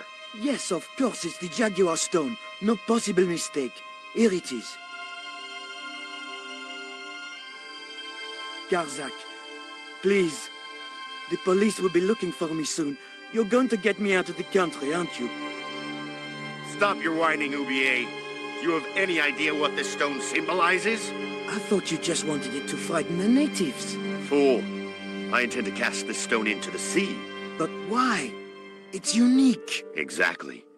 With it gone, the Mayan priest's plan to destroy Tezcatlipoca cannot succeed. I can assure you that Tezcatlipoca is a mythical figure. Such a small mind you live in. Tezcatlipoca is real. I have seen him in my dreams. We have spoken of his plans for this world. We have spoken of your part in these plans. My part? He told me you would be useful. He told me how to crush your spirit by turning you to drugs. My wife died. You know that full well. She was my world, my everything. And now, you are no longer useful. She called out your name as she died, you know. What? What are you saying? And then they thought you'd done it. It all worked perfectly. You? It was you? You bastard! You monster! For the love of God, Karzak! Which one?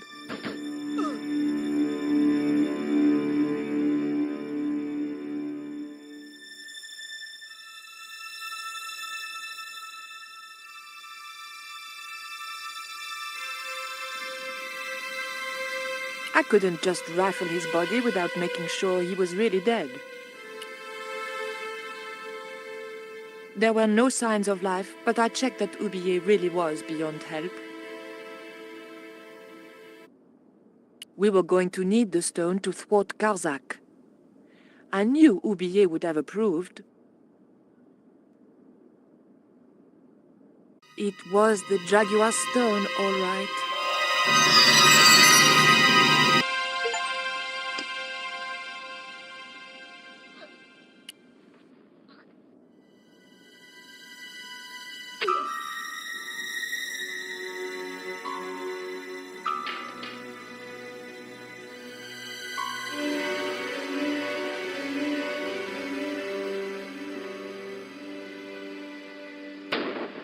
Pirates?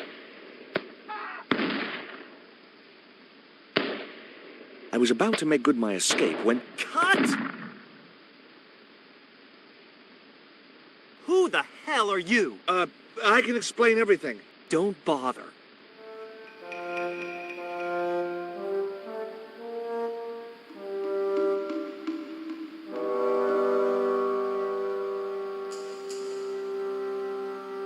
I'm sorry. I didn't realize you were making a movie. So who are you? Stobbart. George Stobbart. 2 B's and 2 T's. It's okay, Mr. Hawks. He wasn't in the shot. Hawks?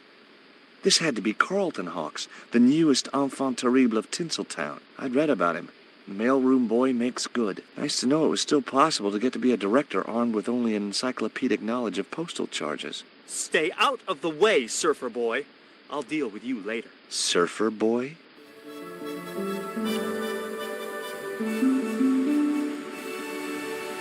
Hi there, George Stobbart. Uh-huh. Yeah. Haiku McEwen. Is your name really Haiku? Yeah. It was my mom's idea, okay? When I was born, I was so small and perfectly formed I reminded her of a Japanese poem. Well, I guess it could have been worse. She could have called you Limerick. That's my middle name. Did you always want to be an actor? I don't think of what I do as acting, man. You're not alone. It's more like I'm the voice of my generation. What I'm saying for the kids on the street. Which is what? I'm crap, I'm going nowhere? Huh? What are you saying, man? Stobbart, get out of shot. Positions, everybody. I'll get a flip chart and explain it to you later, Haiku. Haiku, baby, are you ready? Okay, man. Which scene is this? You've been captured by Silver's accomplice, Pirate Babs, who's fallen in love with you. Okay, people, top of page 76, Sharon. What about my big speech? It's been cut. Everybody ready? Up to speed. Quiet on the set. Okay, let's make magic. Oh, please. And action! Why don't you forget that dumb old squire and his bunch of merry men? Can't you see we were made for each other? I know, but Squire Trelawney saved my life, Captain Babs. Why, if it hadn't have been for him, that giant octopus would have made mincemeat out of me. But right now he thinks you're a traitor.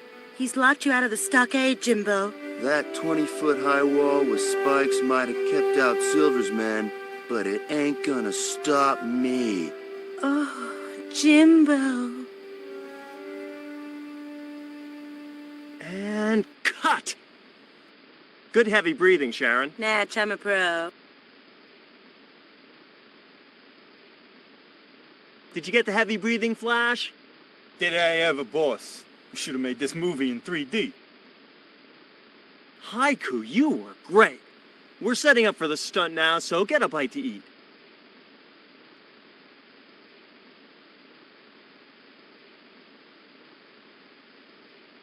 Savage, on set, damn it.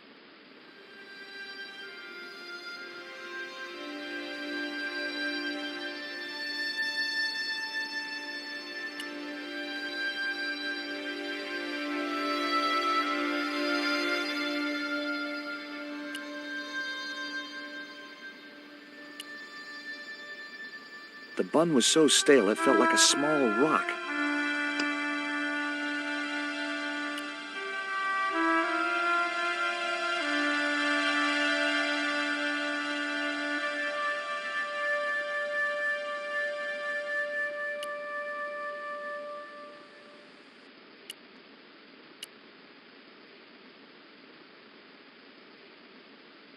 Hi, George Stobbart. Hello, mate. You're English, right? Not me, you don't miss much, do you? Bert Savage. Would you like a pancake, Bert? Don't mind if I do. The pancake oozed maple syrup all over Bert's chins. Ew, you put bloody syrup on that pancake. Now it's messed me all up.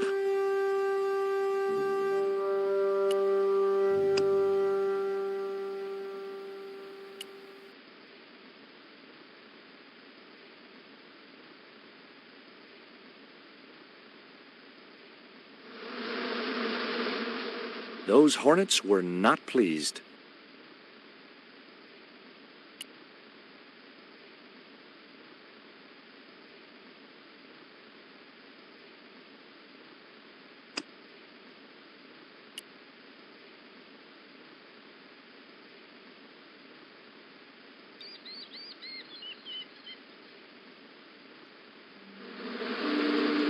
Get that camera rolling. This could be good.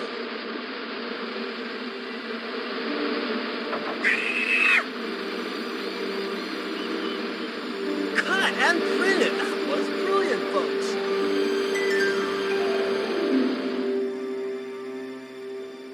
Okay, the next scene is down on the beach. This is where Hawkins finds the treasure in the Cave of the Crabs. Would those be giant killer crabs by any chance? Giant mutant killer crabs with attitude. There it was, the rock I'd seen from the camel's hump. Now that I was close up, I could make out a small cave near the top of the pillar.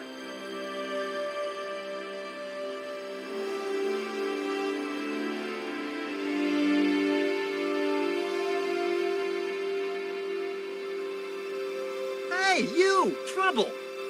Who, me?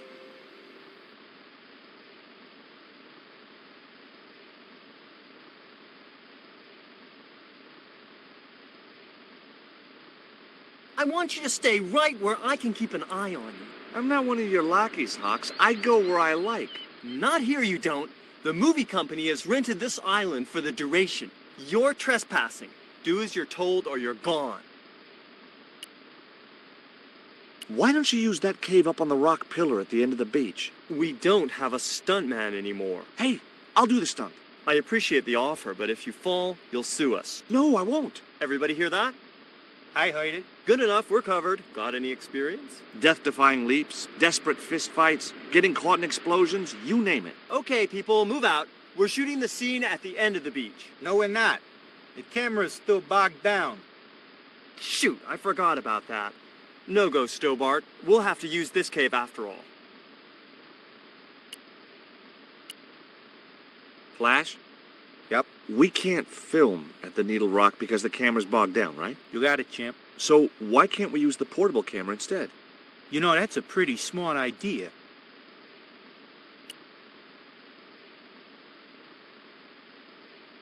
What's the name of the movie? Are you trying to be funny? No. It's Treasure Island, the only book I ever read twice. I've been talking to the cameraman. He's got a portable camera. So? So you can use the cave in that rock pillar at the end of the beach. That's a dramatic cave if ever I saw one.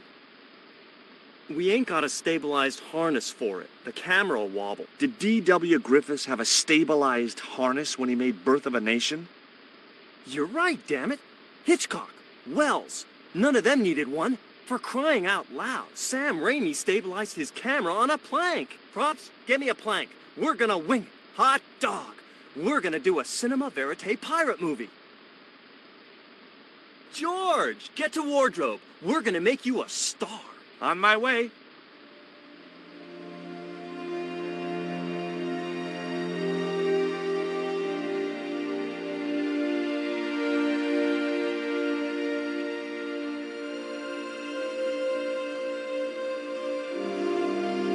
Ready when you are, Mr. Hawks.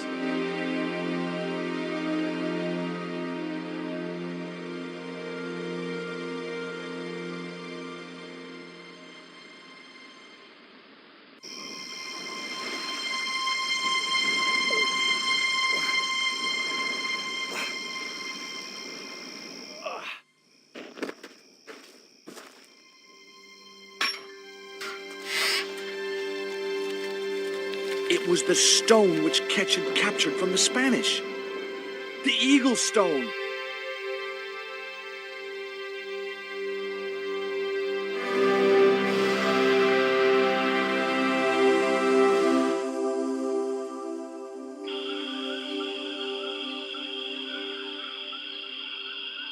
I returned to Quaramonte and found that George had left a message with Conchita. He'd already left for the Indian village, so I hurried to catch up with him. When I arrived, I found a scene of desolation.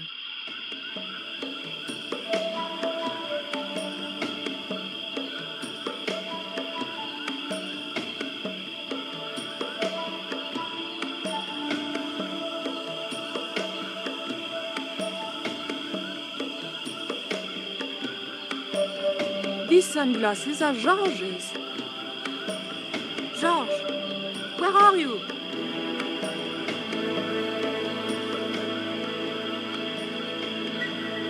Titipoco, I'm almost glad to see you.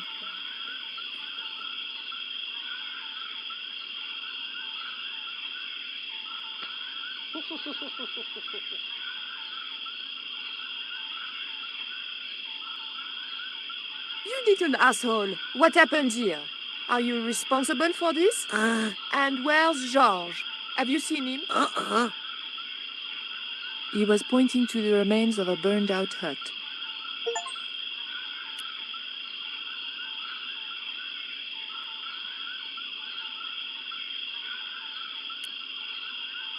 These are George's shades, right? Has he been here? Jaws! Where is he now?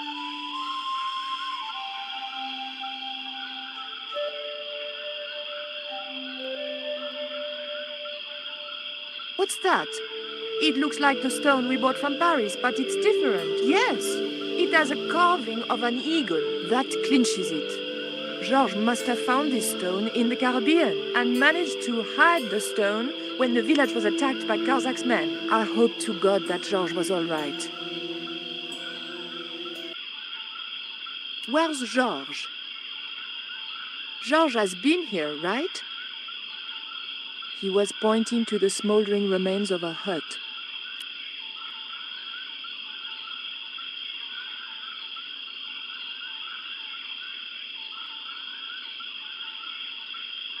The barrel was too heavy to move. There was nothing I wanted to ask him.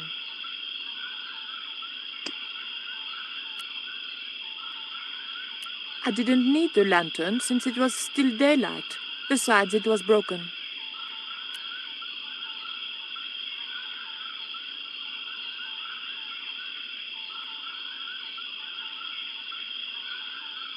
The barrel was too heavy to move. It was too hot to pick up. There was nothing I wanted to ask.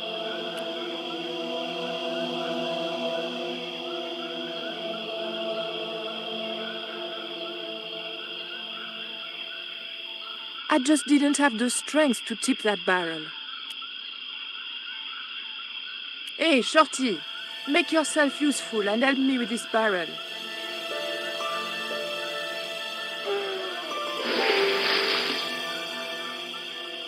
Thanks.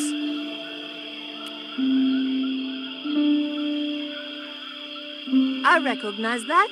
It's the Coyote Stone. I had the Coyote and Jaguar stones. Titipoco had the Eagle, according to the shaman. That's all we needed to deal with Tezcatlipoca. Pity he hadn't any ideas for dealing with Karzak.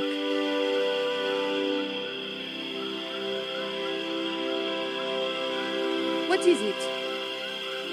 Where are you pointing?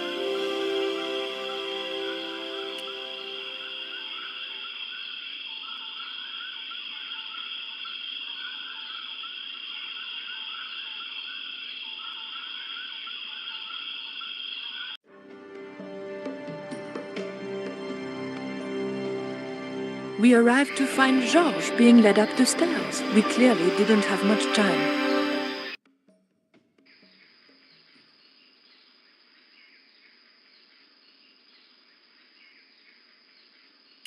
The scaffold gantry went all the way up the pyramid.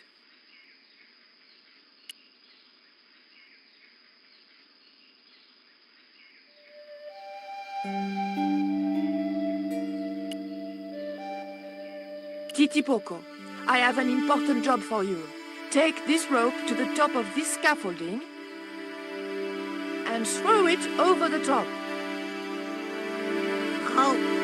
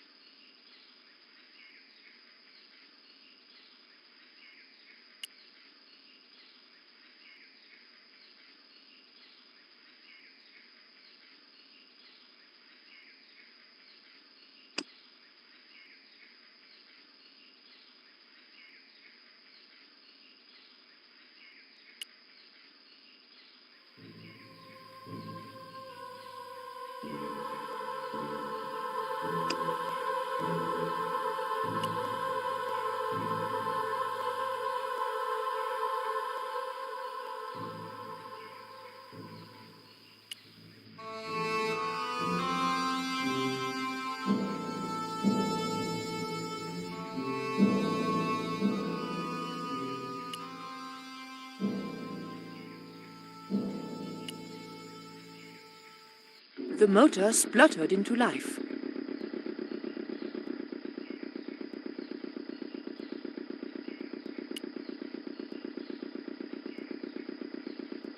Titipoco, when I tell you, I want you to copy what I am doing. Copy.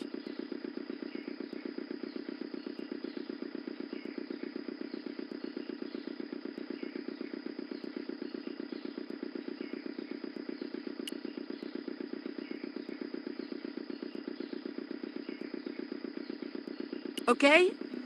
Copy.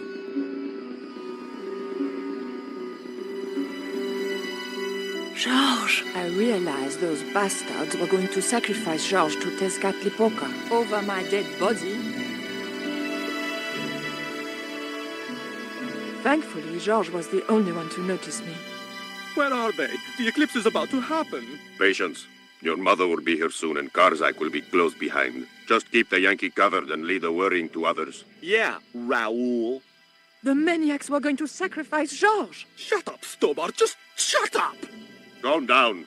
He's no threat. Hey, Raoul, why don't you do us both a favor and shoot Pablo? You're very funny, Stobbart. I haven't forgotten Marseille. When Karzak cuts your heart out, I'll be the one laughing. I'll bet I'm not the only one due for the chop around here either. Hey, Raoul? I'm warning you. Raoul was a bundle of raw nerves. I hoped Georges wouldn't push him too far.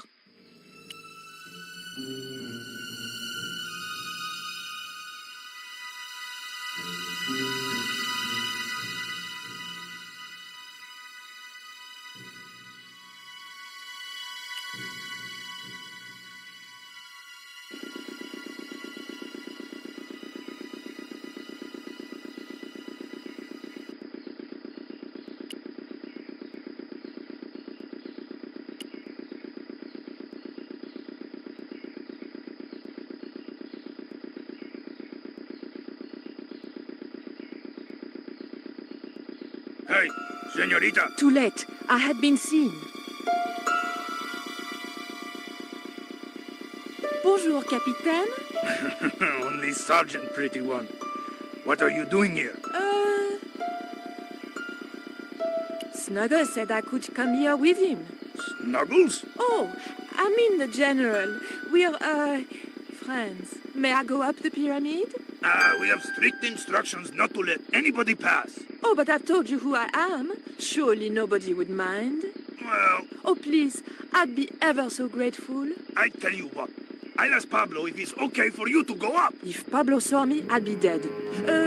No, it's not worth the bother. I'm not really that interested in their stupid pyramid anyway. Well, okay. It's men's work up there anyway. I'll just run along and play around here, okay? Okay, you do that.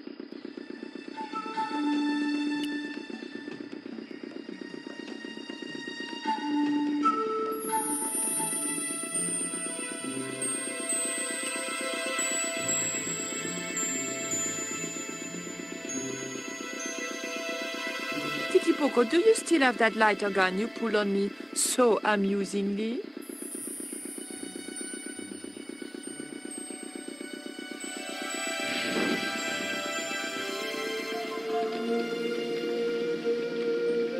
What's going on over there? Do you need help, my pretty? Nothing's wrong. I dropped, a cigarette butt. Everything is under control. I'll have the fire out in a minute or two.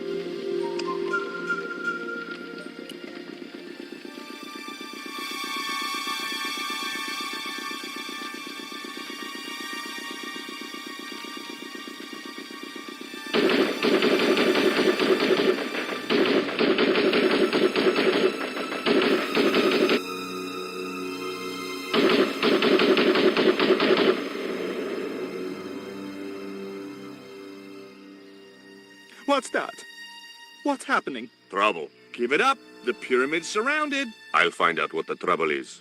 Watch Stobbart doesn't pull any tricks. If he does, shoot him in the head, not through the heart. Why does it matter? He'll be dead either way. His heart belongs to Tezcatlipoca. That's not true.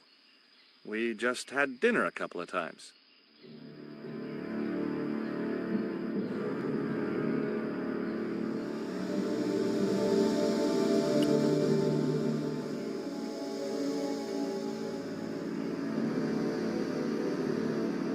Drop the gun or I shoot! Please, don't hurt me! Don't worry yourself. My finger isn't loaded.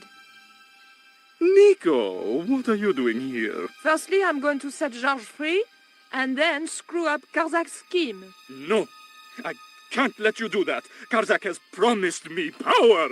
Raoul, wake up. The only thing Karzak has on offer is death. You may want to ask Oublier, except you can't. Karzak murdered him. You're lying. Oubier's in Europe. Sure, he's in Europe. In London, on a mortuary slab with 2 bullet holes in him. But Karzak promised. When he frees Tezcatlipoca, we'll all be granted great power. Listen to her, Raoul. Karzak's insane. I don't know. I need to think. You've let your mother do your thinking for you up to now. You need to think for yourself. Your mother and Karzak think alike. There's only one expendable member of the plan left, and that's you. Mother would never betray me. Oh, I'm tired of trying to reason with you, Raoul. Titipoco. Watch this man, and if he makes a move, shoot him with your gun.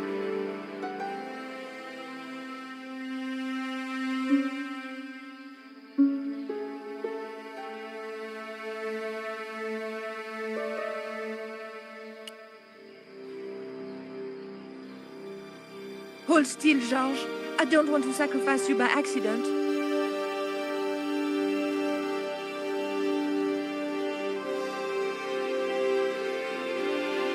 You have no idea how glad I am to see you. They were going to cut your heart out. I think I can guess. We can save the happy reunions for later. We've got to move. Come on!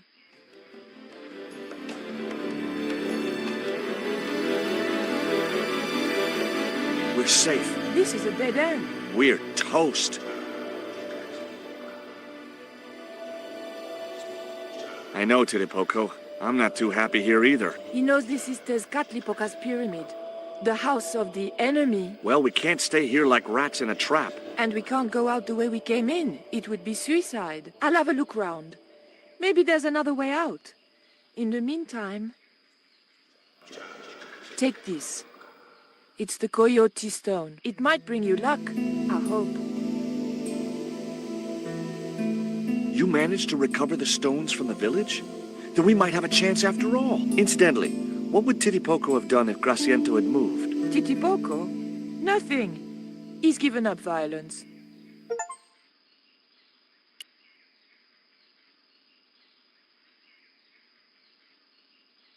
Oof. The lever was very difficult to move and appeared to do nothing anyway.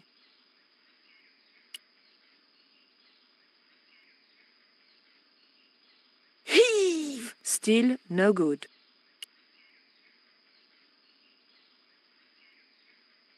Georges? Yeah? Georges, I can only pull one lever at a time, and I think we need to pull both together. Okay, I'm up for that.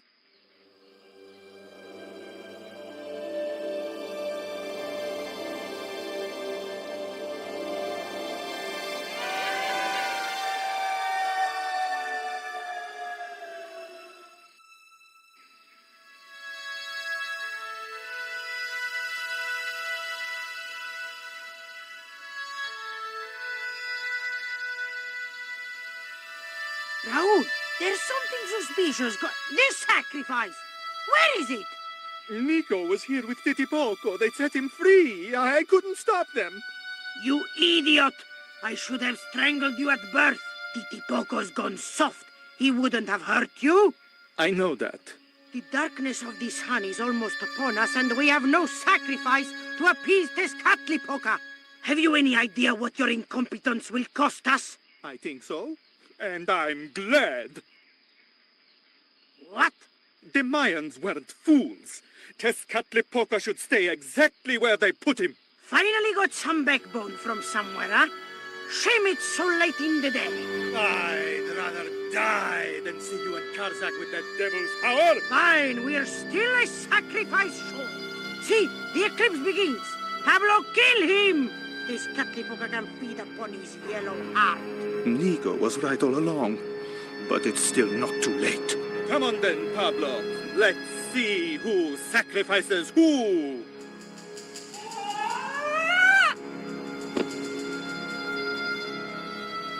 What place is this? I was in some sort of strange room. Tiles and dials. The priests who designed this place must have known how to use them. I was going to have to figure it out for myself if I ever wanted to get out of here.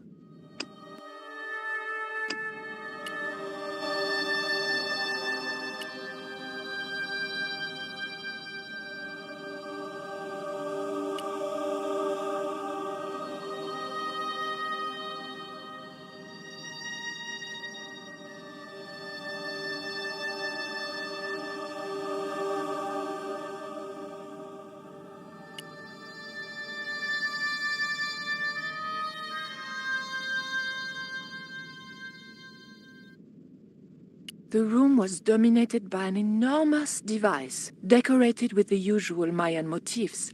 It held 2 great discs, each covered in glyphs.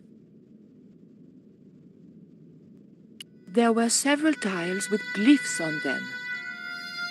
There was a statue of a monkey, some sort of religious significance. The monkey held a board containing more tiles with colored glyphs on them.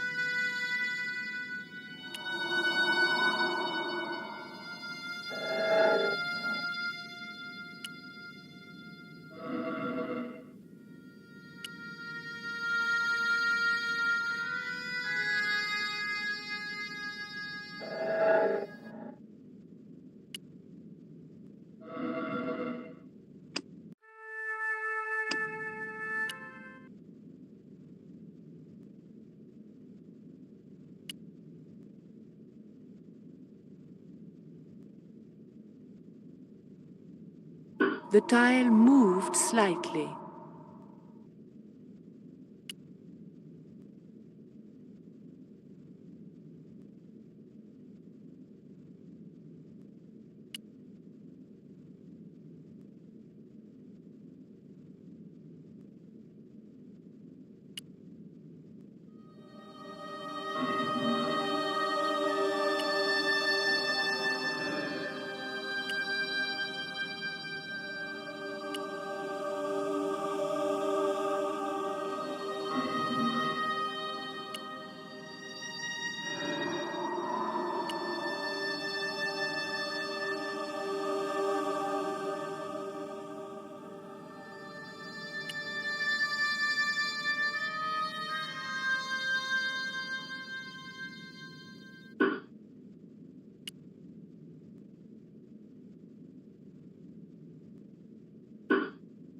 The tile moved inwards and clicked home.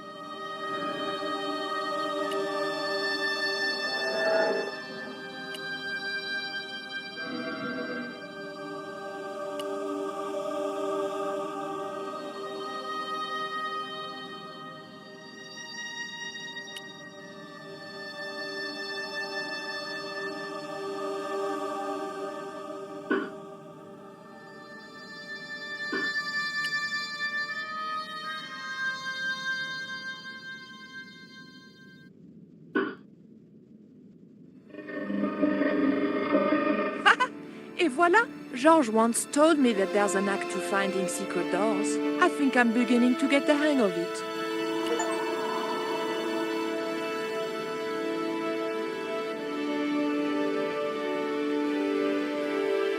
So I thought, this is it, you know? This is true love. Anyway, I have to leave for a few weeks, and when I come back, what do I find? Damn right. And with who? Labano, that creep. Huh? Yeah, that's exactly what I thought.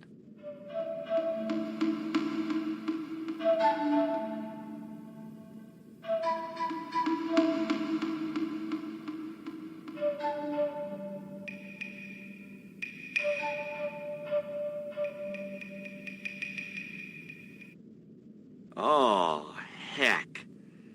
Looks like another dead-end titty poco. Any ideas?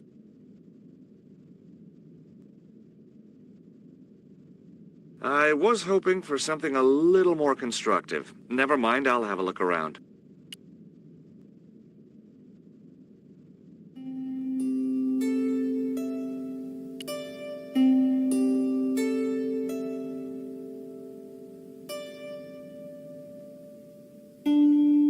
Look, I need to light this torch. Can you do something clever with a couple of sticks, or flint and tinder, or...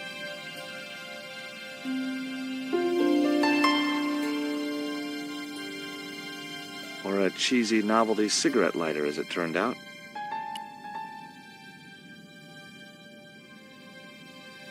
Well, there was nothing else to do around here, so I pulled the lever. Nothing's happened. Oh, I hate that. Don't you hate that? Titty poco? Oh my...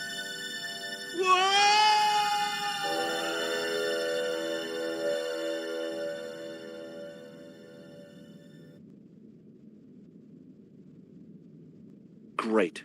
I had no idea where I was, no idea where the others had got to, and time was running out to stop Karzak. Still, I wasn't dead yet, so it wasn't all bad news.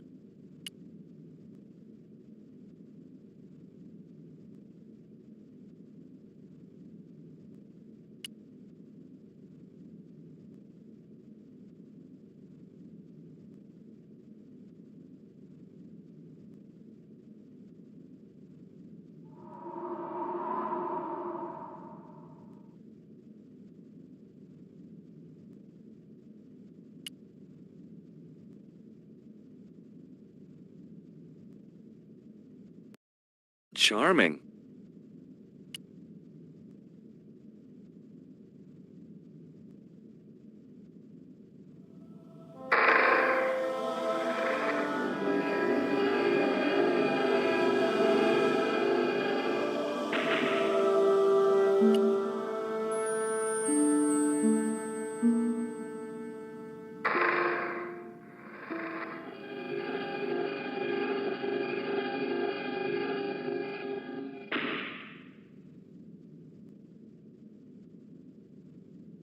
Lovely.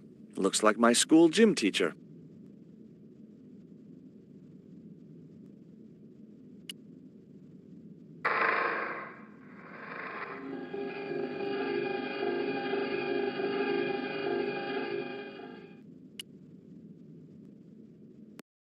Every time I think this place can't get any spookier, it does.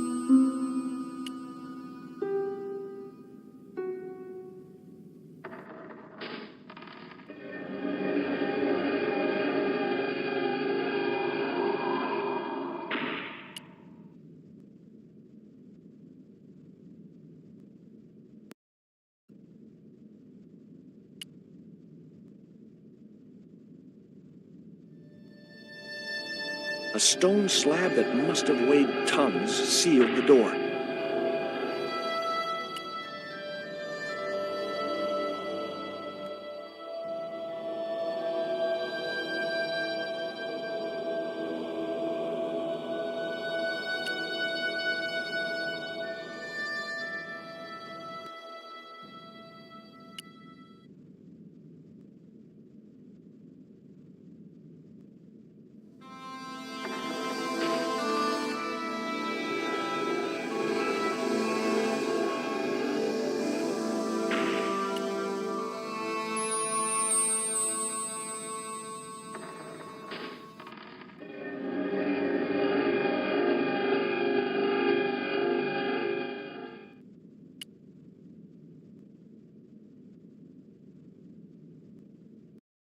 Yes, finally!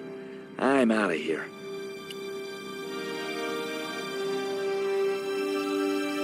Once more into the unknown.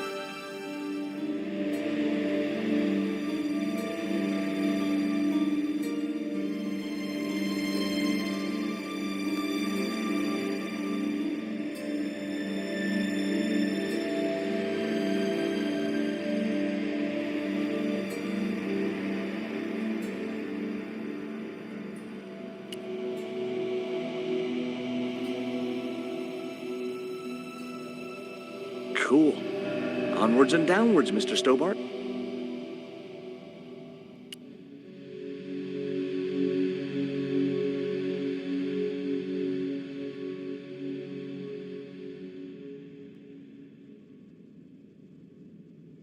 This was it. The pyramid's central chamber. Its dark heart. Once before in my life, I'd stood in front of a door and thought, this is it. If I go through there, I'm going to die. I'd been wrong then. I hoped I was wrong now. This was the door that led to the central chamber and the smoking mirror.